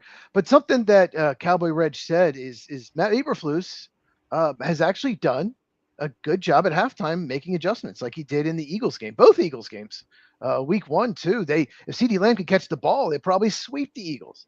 I don't know if you remember the very opening Thursday night. CeeDee Lamb just dropped 3 balls in that fourth quarter, and they lost by 4. But yeah, I remember. Matt Eberflus was a disastrous head coach, terrible for the Bears. But he's always been a pretty good defensive coordinator. So let's talk about another one. We've talked about him a couple times in the past. We're at a commercial break right now, so we've got a moment to do this. What about McDaniel in Miami? Are you believing in him a little bit more, and that Miami's starting to win, or are you still saying he's not a great coach and he probably needs to go somewhere and be an offensive coordinator? I wish you'd watched the video. Oh, so is that also on your video? All right. If you don't want to give away too much, I understand that. We want people to watch your video. No, I do talk about McDaniel. I actually only talk about him for about, I guess, 23 seconds because I made a short out of it. So on my YouTube channel, you can watch the short. But it's unbelievable the turnaround. I am seeing a team that's giving effort. I'm seeing a team that's making mistakes and still finding a way. Tua is still throwing interceptions like crazy. And now Devon Achane's having an amazing year. Nobody talks about it. All of a sudden they've got a running back though, right? Oh, he is so good. He is really good. But it's more than that. Their defense has improved. I just see a team that's giving effort, that's fighting for their coach. And that is not something I was seeing early on. I'm a little surprised. So, yeah, I am coming around Mike McDaniel. We know he's a good offensive mind. That's not ever been a question. Is he a leader? Is he good at a coach? And I questioned his leadership. His press conferences still are cringe, garbage, weird. But they're almost must see because they're so cringe, right? It's like a car accident on the interstate. You still got to watch. Yeah, and I think they're playing hard for him. And right now, if I were to guess, I'd say he is retained. We went from he's guaranteed to be fired to maybe. Well, you'll see. Watch the video and watch my short. And so now is it on the prediction about him? Yeah. So is it on both? It's on the video and the short. Yeah, I created a short just about him. The program I use, they suggest shorts, and they suggest that one at the top. Like, you need to make this short, put it on YouTube. Gotcha. So Detroit got the ball. They ran it back pretty far. Actually, they ran it back to like their own 42-yard line. So that's where they're at. It's 2nd and 8 right now. We've got 9 minutes and 20 seconds left in the game. Yeah, big return there for Detroit. That number 85, I got to look up who that is. He was giving Green Bay problems on returns. I don't know who he is, but Tom Kennedy. He is a wide receiver from Bryant. Is Bryant a college? Apparently it is Bryant. Sounds like a high school. Bryant. Got to look that up now too. University. Right? Private university in Rhode Island. Fun fact about Rhode Island, it's neither a road nor an island. Maybe that's why it's spelled RHOAD. Maybe that's why. Yeah, it's actually named after the Isle roads in Greece. But anyway, I'm full of information that is useless. Well, that's because that's how you get all that good hair and all that stuff, right? It just fuels it there. So yeah, my mom's gonna be happy I got a haircut. My mom's gonna be very happy I got a haircut. So. All right, Goff behind. He's a nice throw. J-Mo, once again, it's flag is down. This game, I just can't stand games where there's so many flags. So many flags in this game. I'd love to know how many flags have been thrown on this game. I know it's over 20. And the thing is, there more that should have been thrown on Dallas early. Remember those Yeah. plays early? Those two Like, two plays yeah. or one play with 2 fouls in the one play. Yeah. They're looking in the So- secondary. So after this is done, oh, there we go. Legal Dallas hands in to the the face on mask again. Dallas. Yeah, it's Dallas. 2 fags on Dallas. It was legal hands to the face and roughing the passer. They did both. Wow. They did both on that play. Well, he literally did get. Taylor Decker, the left tackle, got his face mask shoved. Is that what they called? What, I Yeah, can't. it looks like it. Or did they call? They roughed the passer too. Well, he got the face mask too, so it was a blow to the head. I would assume is Yeah. why they're calling the roughing the passer. Yeah. So here, right, Williams at the end of this play spins the football. Right? Should that be called like a taunting penalty or something like that, or are you okay with the receiver getting up and doing the whole point? Oh, I got a first down and all You this. mean Jamison Williams? Yeah, I didn't say his first name. I just said Williams. Oh, okay. I did. Okay. I'm okay with spinning the ball. I mean, that's not a big deal. Like throwing the ball in the opponent's face or something. Mhm. I don't like that. But no, spinning. I don't care about spinning it. Let them have a little fun. College, they don't let you do anything. Right. I'm part of the fun police. I don't really like it. I'm kind of Mike on the is other not fun. Mike is no fun. He hates fun. He wants suffering. Yes, it's pretty much true. I mean, when you win, okay, then you can celebrate. But when you do your job, okay, I caught a ball, yay me. Man, that's what you're supposed to do. Shut up, put the ball down, and go back to the huddle. That's your job, and you're getting paid millions of. Oh man, you must have loved Barry Sanders. Then. That's what Barry Sanders never celebrated anything. You must have loved him. He tossed the ball to the ref every time he scored. Yep. Yeah, Marvin Harrison Sr. Marvin Harrison Sr. Same thing. I never saw that guy celebrate anything. He never looked happy. He's one of the best receivers in NFL history. Well, he's focused though. I mean, that's what I think that brings. See, that's the thing. This is Dallas. Why you can't get behind Detroit? Like Jahmyr Gibbs. Like you have that running game. One of the best running backs in the NFL. That's great. You cut it to 3, but you let him go right down the field. Jahmyr Gibbs touchdown. You have to keep scoring to win. He's just so good. That 2023 draft for Detroit, Jahmyr Gibbs and Jack Campbell, their 2 first-round picks. Sam Laporta and Brian Branch in the 2nd round. We're talking 4 of the best players at their position. You can argue they're all top 5 at their position. Yep. They had 2 first-round picks, 2 seconds. Just incredible. Sounds like a draft you should revisit to me. That's what it sounds like. Well, then the rest of the draft was pretty much a disaster. Hendon Hooker in the 3rd round, quarterback Tennessee. Oh God. I remember, I thought he was going to be good. I really did. He was a system quarterback. He was great in Josh Heupel's offense, but he was never going to be a pro quarterback. But I get why they took him because he has tools. They also took, my God, Broderick Martin, Colby Sorsdale, Antoine Green. Those were their last. Yeah. So the rest of the draft. I don't know who any of those people are. That's probably not a good thing. But those first 4 picks, they knocked it out of the park. And it's one of the reasons why they've been one of the best teams in the NFL for the last 3 years. So you do a lot of the draft analyst stuff. So when you're looking at a certain team, is there a college team that you would look at and say, this team runs a pro-style offense? Well, there are a lot of teams that do, and a lot of teams that don't. Like Ole Miss and Tennessee definitely do not, and now LSU will not. I think you're gonna ask a different question. So, but to answer yours, yeah, Georgia definitely does. Texas does. Alabama did under Saban. I guess it's still pretty much pro offense, but. You can definitely tell on some teams who are their offensive coordinators if they have NFL experience because they all bring the NFL offenses. They don't just we're going to run a college offense now. Absolutely not. But what I thought you were going to ask is like if there's a school you would like want to draft people from. I thought that's what you were going to ask. There's no school. I wouldn't say I'm going to draft from guys from just this school. Because if you do that, half of Alabama picks bust, right? But they have a lot of great players. But I would move I would do my draft board, my board, Mhm. 1 to 200 or whatever, and every Iowa prospect, I'd move up 5 spots. Every single one. Somehow Iowa, they just don't have a lot of busts. A lot of their guys end up being great or just good players. I don't know what his Kirk Ferentz does, but I would take, a lot of their 3rd and 4th, 5th round picks end up being starters, good players. Wow, that's So interesting. I would move up Iowa players. You're gonna make me Just look up some stuff after this watch along that we're doing tonight. This is really good stuff, buddy. So, I mean, what about are you? We all know that like Ohio State is supposedly wide receiver U, and you know we can't argue that fact. Is there any team that, I mean, you love the offensive line and the defensive line and stuff. Is there any team, or maybe give me your top 3 teams that are offensive line U and your top 3 teams that are defensive line U, or is there any of those teams exist now in college football?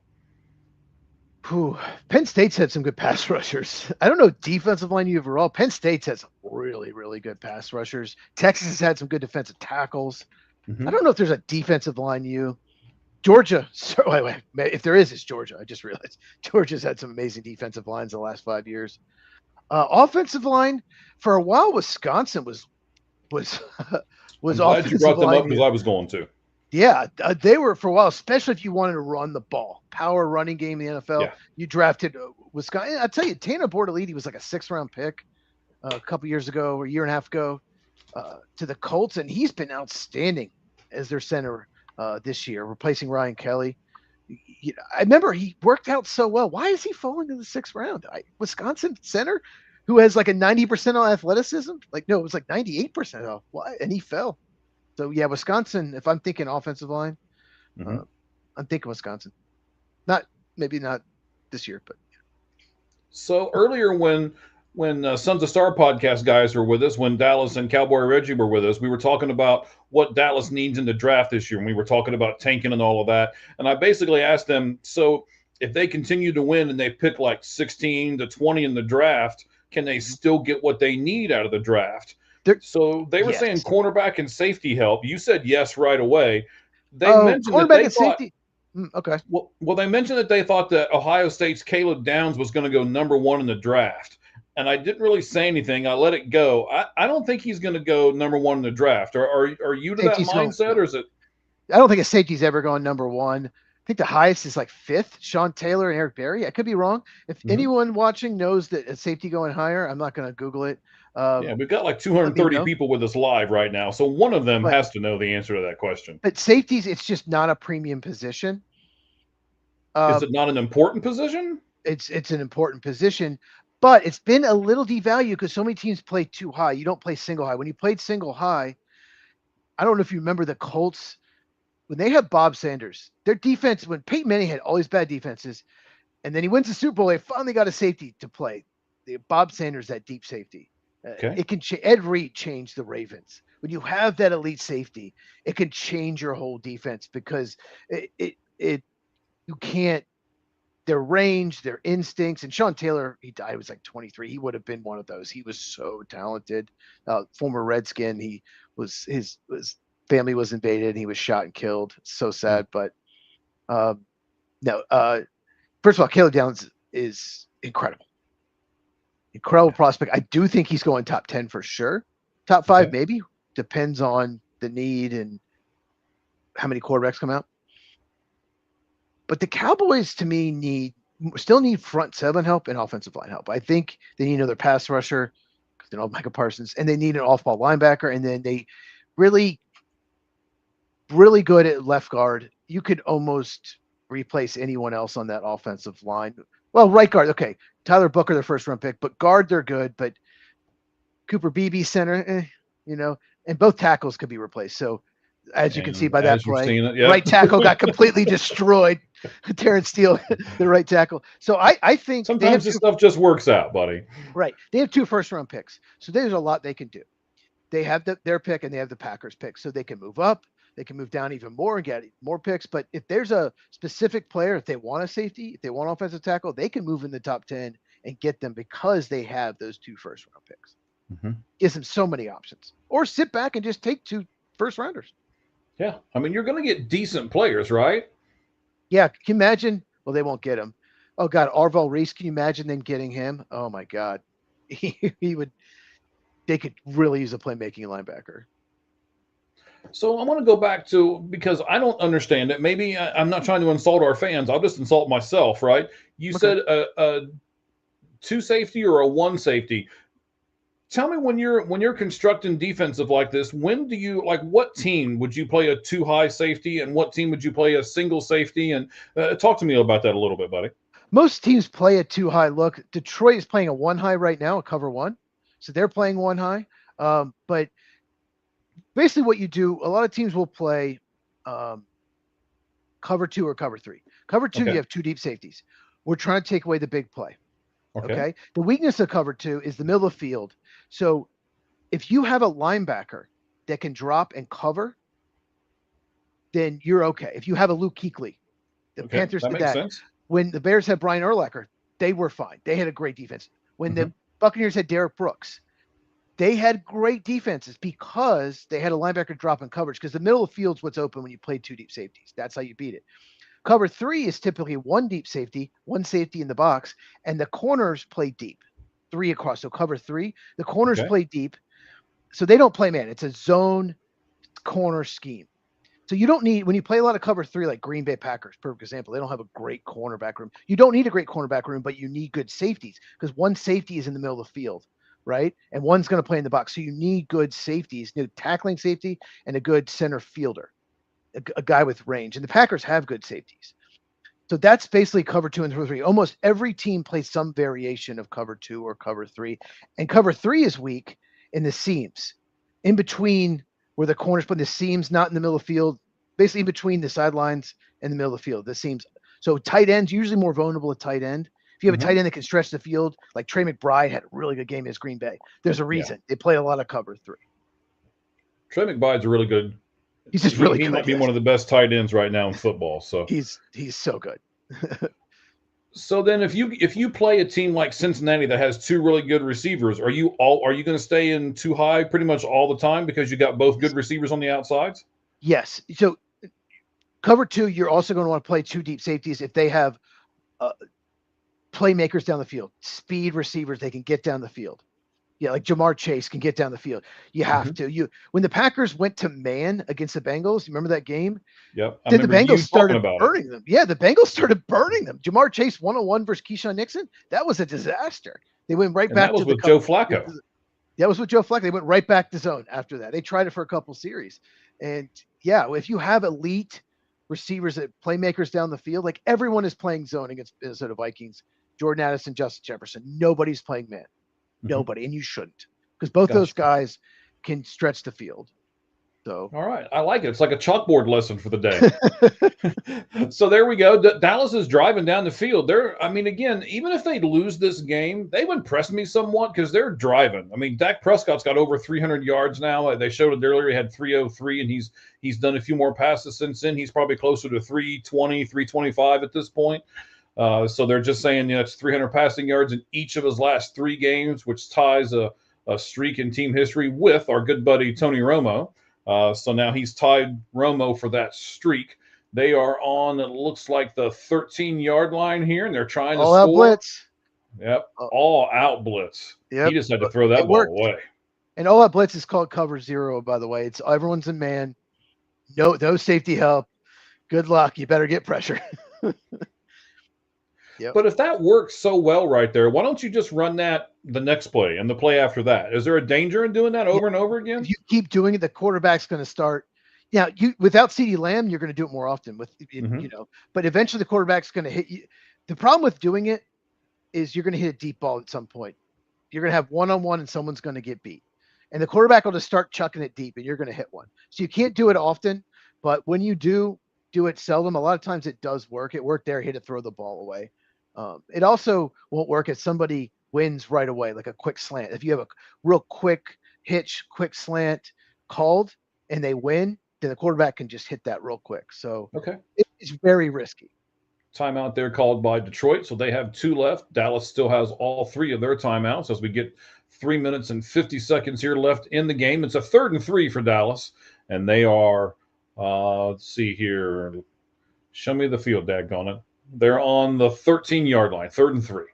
Now, if you don't get it, do you go for it? Yeah, you have to make it a one-score You have game, to right? here, Looks yeah. like a false start. They missed it. Look at the left tackle false No, start. there's a flag that just came in again. I think it's going to be on Detroit. I think it's going to be 1st and goal. I really needed him to catch that touchdown. Yeah, and Branch is down in the end zone. I think there's some kind of interference or illegal contact on Ferguson, and they can't afford to lose Branch. Like I said, Kirby Joseph, their other safety, is already out. There goes Campbell sticking more gum in his mouth, so he's got something to bite down on. He's keeping Big Gum in business. He is. He Especially- is. Yep, Anzalone, that's illegal contact or pass interference. The ball was there. Yeah. On linebacker, Alex Anzalone. Okay. Yep, look at that. Yeah, he's got his arm wrapped around him. Yeah, and the Still that could have been back caught. judge can see it, Still could have been caught. and that's who threw it. Well, of course you think it should have been caught. Oh my God, they called Oh. on Ferguson. What did they call? Wait, what? Well, I Did don't he know shove if- him before that? Was it offsetting penalties again? What the heck is going on out here? Let's see. All right, yeah, they're going to show us the replay here. That's a horrible call. That is a horrible call. I guess they're making up for the earlier ones. Oh Well, I my mean, this- God. Doesn't this just bring into conspiracy theory you? I mean, this really does, right? This is a That's huge clear play in this game. It's a clear illegal contact or pass interference on Detroit. Absolutely. Oh my God, Schottenheimer, he should be livid. All the pens are going He's everywhere. losing the marbles. What? That is horrible. This has been one of the worst officiating games, worst one since the Lions-Chiefs game. This has been horrible. And now they're Both sides bringing have out been for hurt. the field goal. Unbelievable. I cannot understand that. Cowboy Reg is losing his mind right now. Dallas is probably breaking things. I guarantee they Dallas are. probably broke his TV right now. Right? Come on back, gentlemen. Come tell us how this is crap, just that's terrible against your team. Well, I can see you come on. The same link still works. Click the button and come Boy. on and start screaming. Cowboy Reggie, you Twitter's said got we get a lot of crazy. viewers when you do your rants. So come on, come do a rant and let's get to 500 people. All right, come on. Brian Branch is not moving well. He's barely moving. Mm-hmm. That's a huge loss for Detroit. He Okay. is a great safety and a great corner. He can do both. So, but it's 4th and 3, and you've got Brian Branch out at least for this play. Doesn't that make a difference to you? And wouldn't you might want to go for it now that you know Branch is not going to be on this play instead of kicking this field goal at 4th and 3 inside the 10? Or I'm sorry, they're at the 13. No, you got to take it. You got to take the one-score game. I get what you're thinking. I want to go for this. 4th and 1, I think you do. But if you don't get it, it's gone. The game's over. You got to at least cut it to one Yeah, score. but Dallas can't stop Detroit. Isn't this pretty much over right now? They're kicking a field goal. That was one of the worst calls I've seen this year. Yeah, No, it's that now was it's a bad. one-score game. Problem is they haven't stopped Detroit all night. Right. I wonder what the over-under was on this game. They're over. The over's going to win at 37-30. Yes. I don't know what it is, but it's over.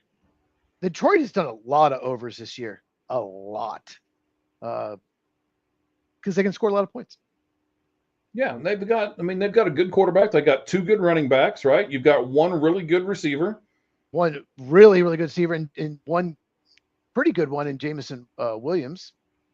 Although he's not done a lot tonight, but yeah, I agree with you. He's a above average receiver at least, right? He actually did really well against Green Bay last week when Amon-Ra came out. He did step up and he kept him in the game. Otherwise, it really probably shouldn't have been a one-score game. But he was torching the Green Bay corners. He was. But no, and Sam Laporte is a really good tight end, but he's hurt. And we talked about him. Mhm. Another Iowa prospect. They got him in the second round, 2023. That was, if you go back, most drafts, tight ends are weak. It's going to be horrible this year. Horrible. But if you look at the 2023 draft, it's one of the best tight end drafts of all time. Tucker Kraft went in the 3rd round that year. Let's just put it that way. Sam Laporta went in the 2nd round. It's unbelievable. Now I'm going to have to pull it up because it was just, I'd never seen anything like it. Most drafts, have 4 or 5 tight ends that could maybe start, and that one might have had 10 or 15. Yeah, Dalton Kincaid, he's for the Bills. Yeah, He's Buffalo, a starter. Michael Mayer had been disappointment with the Raiders in the second round, but then they drafted Brock Bowers, so he's a backup. Luke Schoonemaker, Cowboys, that was bad. Brenton Strange has had a good year for the Jaguars. Tucker Kraft, Darnell Washington had a good year for the Steelers. That's a big man. Darnell Washington is a big man. Yeah, it was just loaded. The year before, Trey McBride was the first tight end taken with the 55th pick. Only one tight end in the top 70. Just it's not a position that has been really strong in the draft the last 5 years, except for 2023. I mean, I remember way back when, and I'm dating myself a little bit here, but I can remember when it was the fullback and it was the big tight ends that would help in their run game and stuff like that. And the NFL has gotten away from that necessarily. The tight ends don't even help anymore. So you would think that would be a little more of a value position for teams, but why is it not? What's changed in the NFL, Chiefs? Mike misses Mark Bavaro. That's what Mike misses. Oh, that's a great question. And so a couple things. So college Another is good part return of it. by Detroit. Yeah, that 85, man. I had his name again. I lost it. He was torching Green Bay. Kennedy. Tom Kennedy, yeah. Kennedy. Oh, sorry. Only the wrestling people will get that. Part of the reason is a lot of college programs run some kind of spread. They don't have a tight end. It's wide receivers and running backs. They don't run an offense that features a tight end. So why would a tight end go there? But just maybe the system. That's not the biggest reason, though. Okay. I think the biggest reason is if you have an athletic 245, 250 pounder, he's going to play linebacker. He's going to play pass rusher. If you have a real athletic player who's 6'5", 245 in your college program, you're going to put him at pass rusher. And I think it's offensive line is suffering the same time. I think you're putting him at defensive tackle if he's 320 pounds athletic. I think that's hurt the offensive line. So they're just not as many good tight ends. And you made a really good point.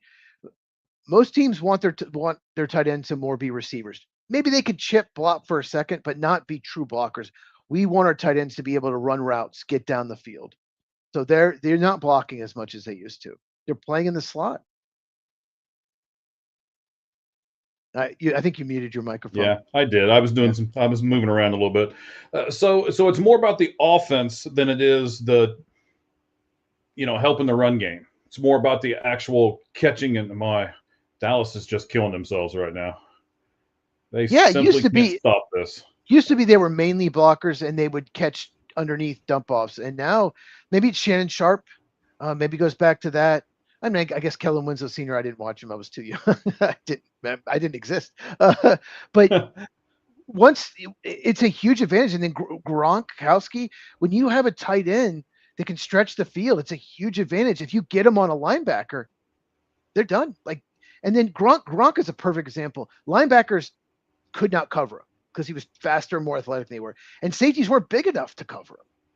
So what are you going to do? Total mismatch. So you need your tight ends out there stretching the field. And let's see, there is a challenge. Did you see that play? No, I wasn't paying attention to it. I was staring at you, actually. I was looking at all that hair and all that knowledge coming out of you, and I was like, yes, sir. Watch this replay. So my friend John's a Cowboys fan. He is texting me. He's not happy. Yeah, he's down. What are they I don't challenging? understand what they're challenging.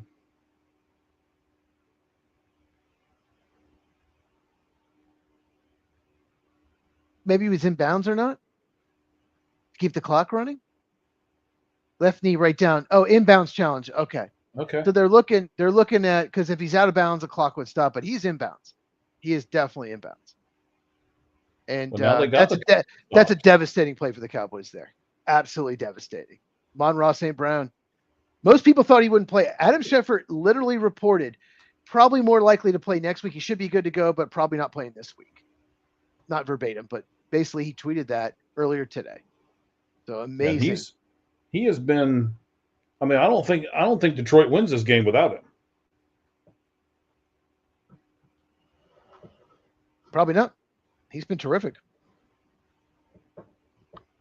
So we got 1st and 10, 2 minutes, 25 seconds left in the game. Timeout taken by Dallas. They have 2 remaining. 1st and 10 for Detroit. And they are down, I believe, in the red zone. They've got to start punishing officiating for being bad. It's just awful. Yeah, that play was huge. That play is the difference between 3 points and 7 points. Yep. Well, probably. Probably would have been 1st and goal. Should have been pass interference. Well, right, but we don't know if they really score. There we go. And that'll do it. You know, Yep. I guess it's not technically over, but Jahmyr Gibbs fantasy owners are opening some champagne right now. Yeah. And not Cooks. Dom Perignon. I can't say French, but you know what I mean. Dom Perignon. Dom. Yes. There. Okay. Yeah. Not Cooks. Not Corbell. Dom. I mean, they went they went 51 yards in 3 plays in like a minute and a half. Oh, Your defense just can't do that when you're trying to come back and win a game like this. Yeah, they can't stop anything. It's been like that all year. They've been a little better the last couple of weeks since they got Quinnen Williams, but this looks like the defense for Cowboys. They just need help. And like I said, they have 2 first-round picks. I'd like to see them maybe even, depending on what their first one is, might be the middle of the first round. They'll be 6-1 after this game. But let's just say it's like pick 19, right? Okay. So the other one's pick 32. Just, throwing it out there. Why not, move back in the second round and get a first the next year? And, we're going to talk about that this Tuesday. And then just load up on picks and just draft defense. Draft 4 defensive players the next 2 years in the first 2 rounds, and just load up on talent. Because it's just a bad defense. It's funny they mentioned cornerback safety. I would have mentioned pass rush, off-ball linebacker. But they need all of it. Yeah, they do. So the other thing that Cowboy Reggie said, and I want to get your opinion on, he said we can lose one more game and still make it to the playoffs. Mm-hmm. So their remaining schedule, the Vikings come to Dallas, the Chargers come to Dallas, and we don't know about Justin Herbert with his hand, right? And then Dallas goes to Washington, and Dallas goes to the New York Giants. Can they win all 4 of those games? Yes, they absolutely can. Washington and Giants are in draft mode. They're both on the road, but they're both so bad. And the other games are at home. I mean, Minnesota has no quarterback. I would be shocked with 3 extra days if Dallas doesn't win that fairly easily. And here's the problem with the Chargers. Both offensive tackles are out for the year. That was supposed to be a strength. Right. Dallas could use a lot of pass rush, but that is really hurt the Chargers offense. So I honestly, I think they will win them. And if let's just say they do 10-6-1. You cannot make the playoffs with 9 wins this year. The NFC is too strong. 10-6-1, you have to, because they're not going to win this game. Okay.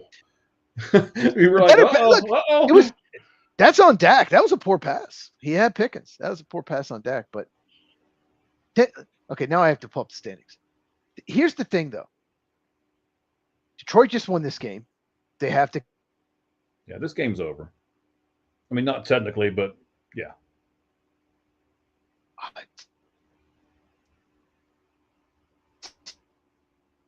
Go ahead. I can still hear you a little has bit. 9 wins. Rams have 9 wins. Mm-hmm. Green Bay has 8 wins. Am I losing you? No, I can still hear you. You're telling me who all has what wins. I got you.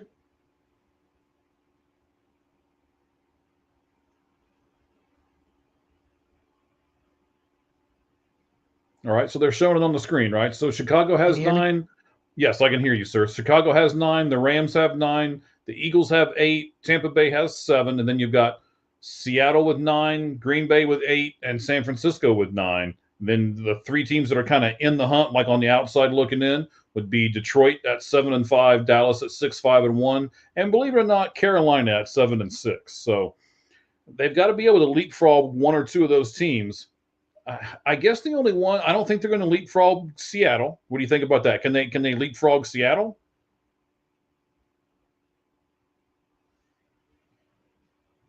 Chiefs. We were going so good for so long. Yes, I can hear you.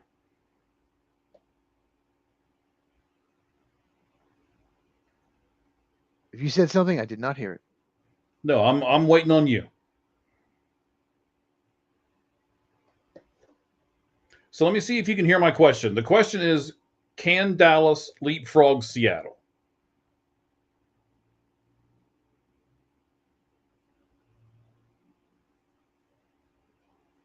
All right, so those of you who are still with us, we're down below the 2-minute warning now. Dak has just got to throw the ball. That was a terribly thrown pass to Ferguson, and now they're at 4th and 10. 1 minute, 55 seconds left in the game. I mean, I'll give Dallas the fact that they're fighting, but they fight and then they shoot themselves in the foot, and then they fight and they shoot themselves in the foot. So, Cheese, it looks like you're back with us. Can you hear me now?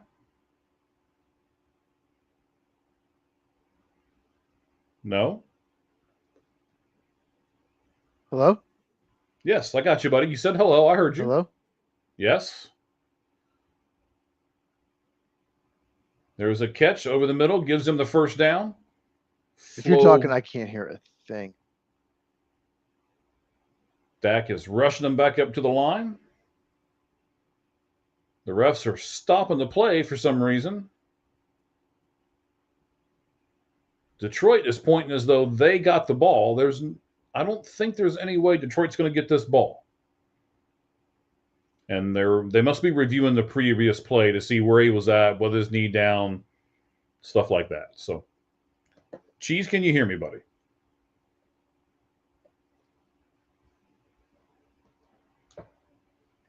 Cheese. Cheese once. Cheese twice. We were going along so well, buddy. Can you hear me at all? I can hear you, yes. I can't hear. Yes. It's just completely locked up on my end. So you go ahead and talk. We can hear you. So they're looking to see where his foot was at, where his knee was at. Oh man, that's close. So the call on the field is that he is short of the first down. There is a review going on right now. They're seeing if they will overturn it, and Dallas's drive will it has been reversed. So they're giving Dallas the first down. Cheese, of course, as you can see, has exited stage left. He'll probably try to come back with us like he did the last time. Not sure why that's happening so much, but we will. I mean, we have been on the air for almost 3.5 hours now, and we appreciate those of you who have stuck with us the entire time, or in the majority of the time, or maybe you came on at the half, or whatever you did. Thank you very much for coming on and being with us. Let me put Cheese back up here. Can you hear me, sir? Cheese. Hello. Hello? Yes, Are you there? I am here. I can hear you, sir. I'm going to assume we can hear you. Dak Prescott over the middle, a nice throw and catch. Down the sideline, eventually goes Hello? out of bounds. Nice job. Number 9. I don't know the names of the Dallas players enough to tell you who that is, but it was number 9 on his back. They're down to 1 minute 32 seconds. Dallas does have 2 timeouts, as does Detroit. Kevontae Turpin? Turpin. Okay, thank you, buddy. They get right back up to the line. Turpin? Dak is changing the play. What is going on? I can hear you. Prescott throws into, I don't know, like 18 people. There's Ferguson. He comes out of it with the ball. But there was a flag on the play for like the 50th time in this game.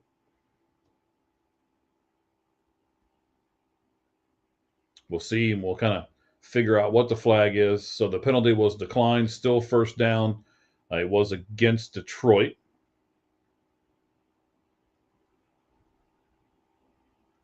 Oh, okay, looks like he was being held. Yeah, absolutely. They had a hold of his shirt collar or his jersey collar. So, yeah, he was being held. They did call that on them. So now Dallas is at the 23-yard line. Back to Prescott. Prescott's being chased. He is going to be sacked back at the 29-yard line.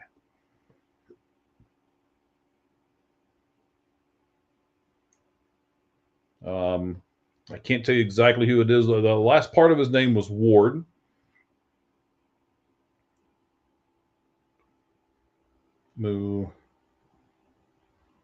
Muhammad, it looks like. Yeah, there we go. I was wrong saying Ward, and man, Dak almost lost the ball in this. Number 96 comes right around and just buries him in the backfield.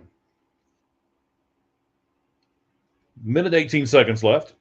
I know we're having trouble with Cheese here, so I'm just going to keep right on doing play-by-play, basically. Something I've always wanted to do anyway. Not that I want to have to do it in this situation, because I want Cheese to be here with me. I love it when we do this stuff together. But I'll keep going here. Prescott is in the shotgun. He has it picked off. Oh, looks like Reed, I believe, is number 4 for the Detroit Lions. And he is laying on the ground on his back, but with the football in his grasp. We'll see if it sticks. Of course, the Dallas offense is still out there. They're showing a replay of it here.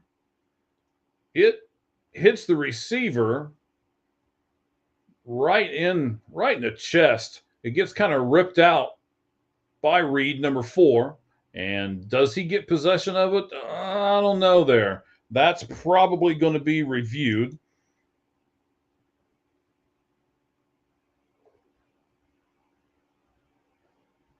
Trying to put Cheese back up here with us. There he is. I'm not sure if he had possession of the ball as he went to the ground.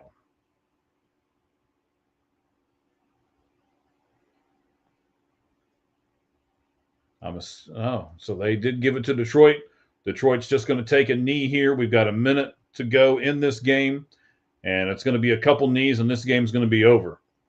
So I'm not sure if Cheese is going to be able to join us again, but like I say, we got under a minute now. The clock's ticking down. This was a really good game. For those of you who are Dallas fans here right at the moment, let me try to help both teams out a little bit. If you're a Dallas fan, you can't be like upset at this game. Your team fought. Your team kept trying, especially the offense. Now, I think Dak kind of let you down at the end, but it is hard when you have to throw the ball over and over and over again, right? They're coming out onto the field. This game is going to be over. It's technically got 20-some seconds left to it, but 44-30 is going to be the final. Detroit wins. Detroit will go to 8-5, and Dallas will fall to 6-1. It will be interesting to see if what a couple of our guests have said tonight. Can Dallas afford to lose this game, win their next 4? And, those 4 games are going to be against, as I pull it up here, the Vikings, the Chargers. Those are both in Dallas. And then they go on the road in Washington and the New York Giants.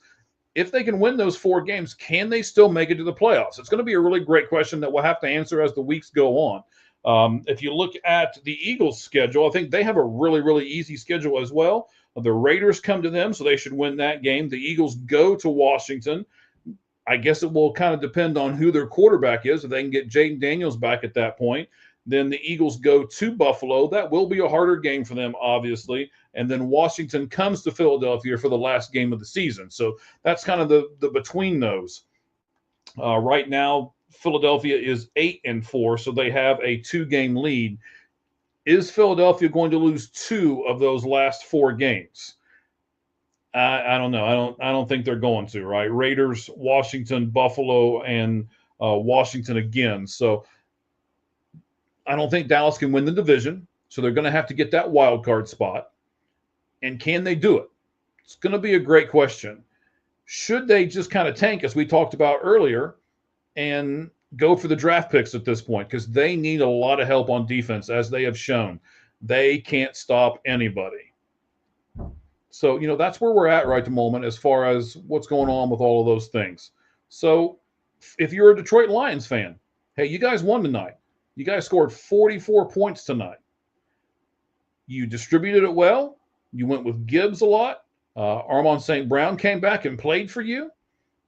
Fantastic that he did that. And I'm not sure if you win without him, but you did win, and he did play. You guys did extremely well tonight. So you got to be happy if you are a Detroit Lions fan. And you really can't be too disappointed if you're a Dallas Cowboys fan. I think realistically, you probably thought you would lose this game anyway, being that it was in Detroit tonight. So we certainly thank you guys very much. We appreciate everything that you guys have been with us. Over 250 people live with us tonight on the Lights Out Sports podcast. We did the watch along for the Dallas and Detroit Thursday night football game. Thank you guys very, very much. Let's make sure that we plug everything here at the end. We do have, let me pull Battle Bites up here for you real quick. Go to fuelyourbattle.com. Use our code AllGlovesOff10. That's AllGlovesOff10. And you can get 10% off of your order. And not just the one order, you'll get 10% off every order every single time. All right. So once again, appreciate each and every one of you. Thank you guys very much for coming on board with us. This is the Lights Out Sports Podcast. Make sure you check out Cheese on his channel over on YouTube, Football with Cheese. He's got some great stuff that we'll have up on our site, on our X account here in just a few minutes at All Gloves Off SM. We'll have that posted up there for you to see. And then make sure you check out his channel for the rest of the week and upcoming. Subscribe to his channel. Subscribe to this channel. You can go to YouTube and do that. We appreciate it. We're getting ready to add some great new sponsors to this channel, to this show. And then we're working on adding some more podcasts too. So you just have one spot to go to for all kinds of great sports content. And that is here with All Gloves Out Sports Media. And as we say at the end of every broadcast, the only thing that's fair in life is a baseball hit between the third and first base lines. Good evening, everyone. Thank you all very much. Have a great rest of your night.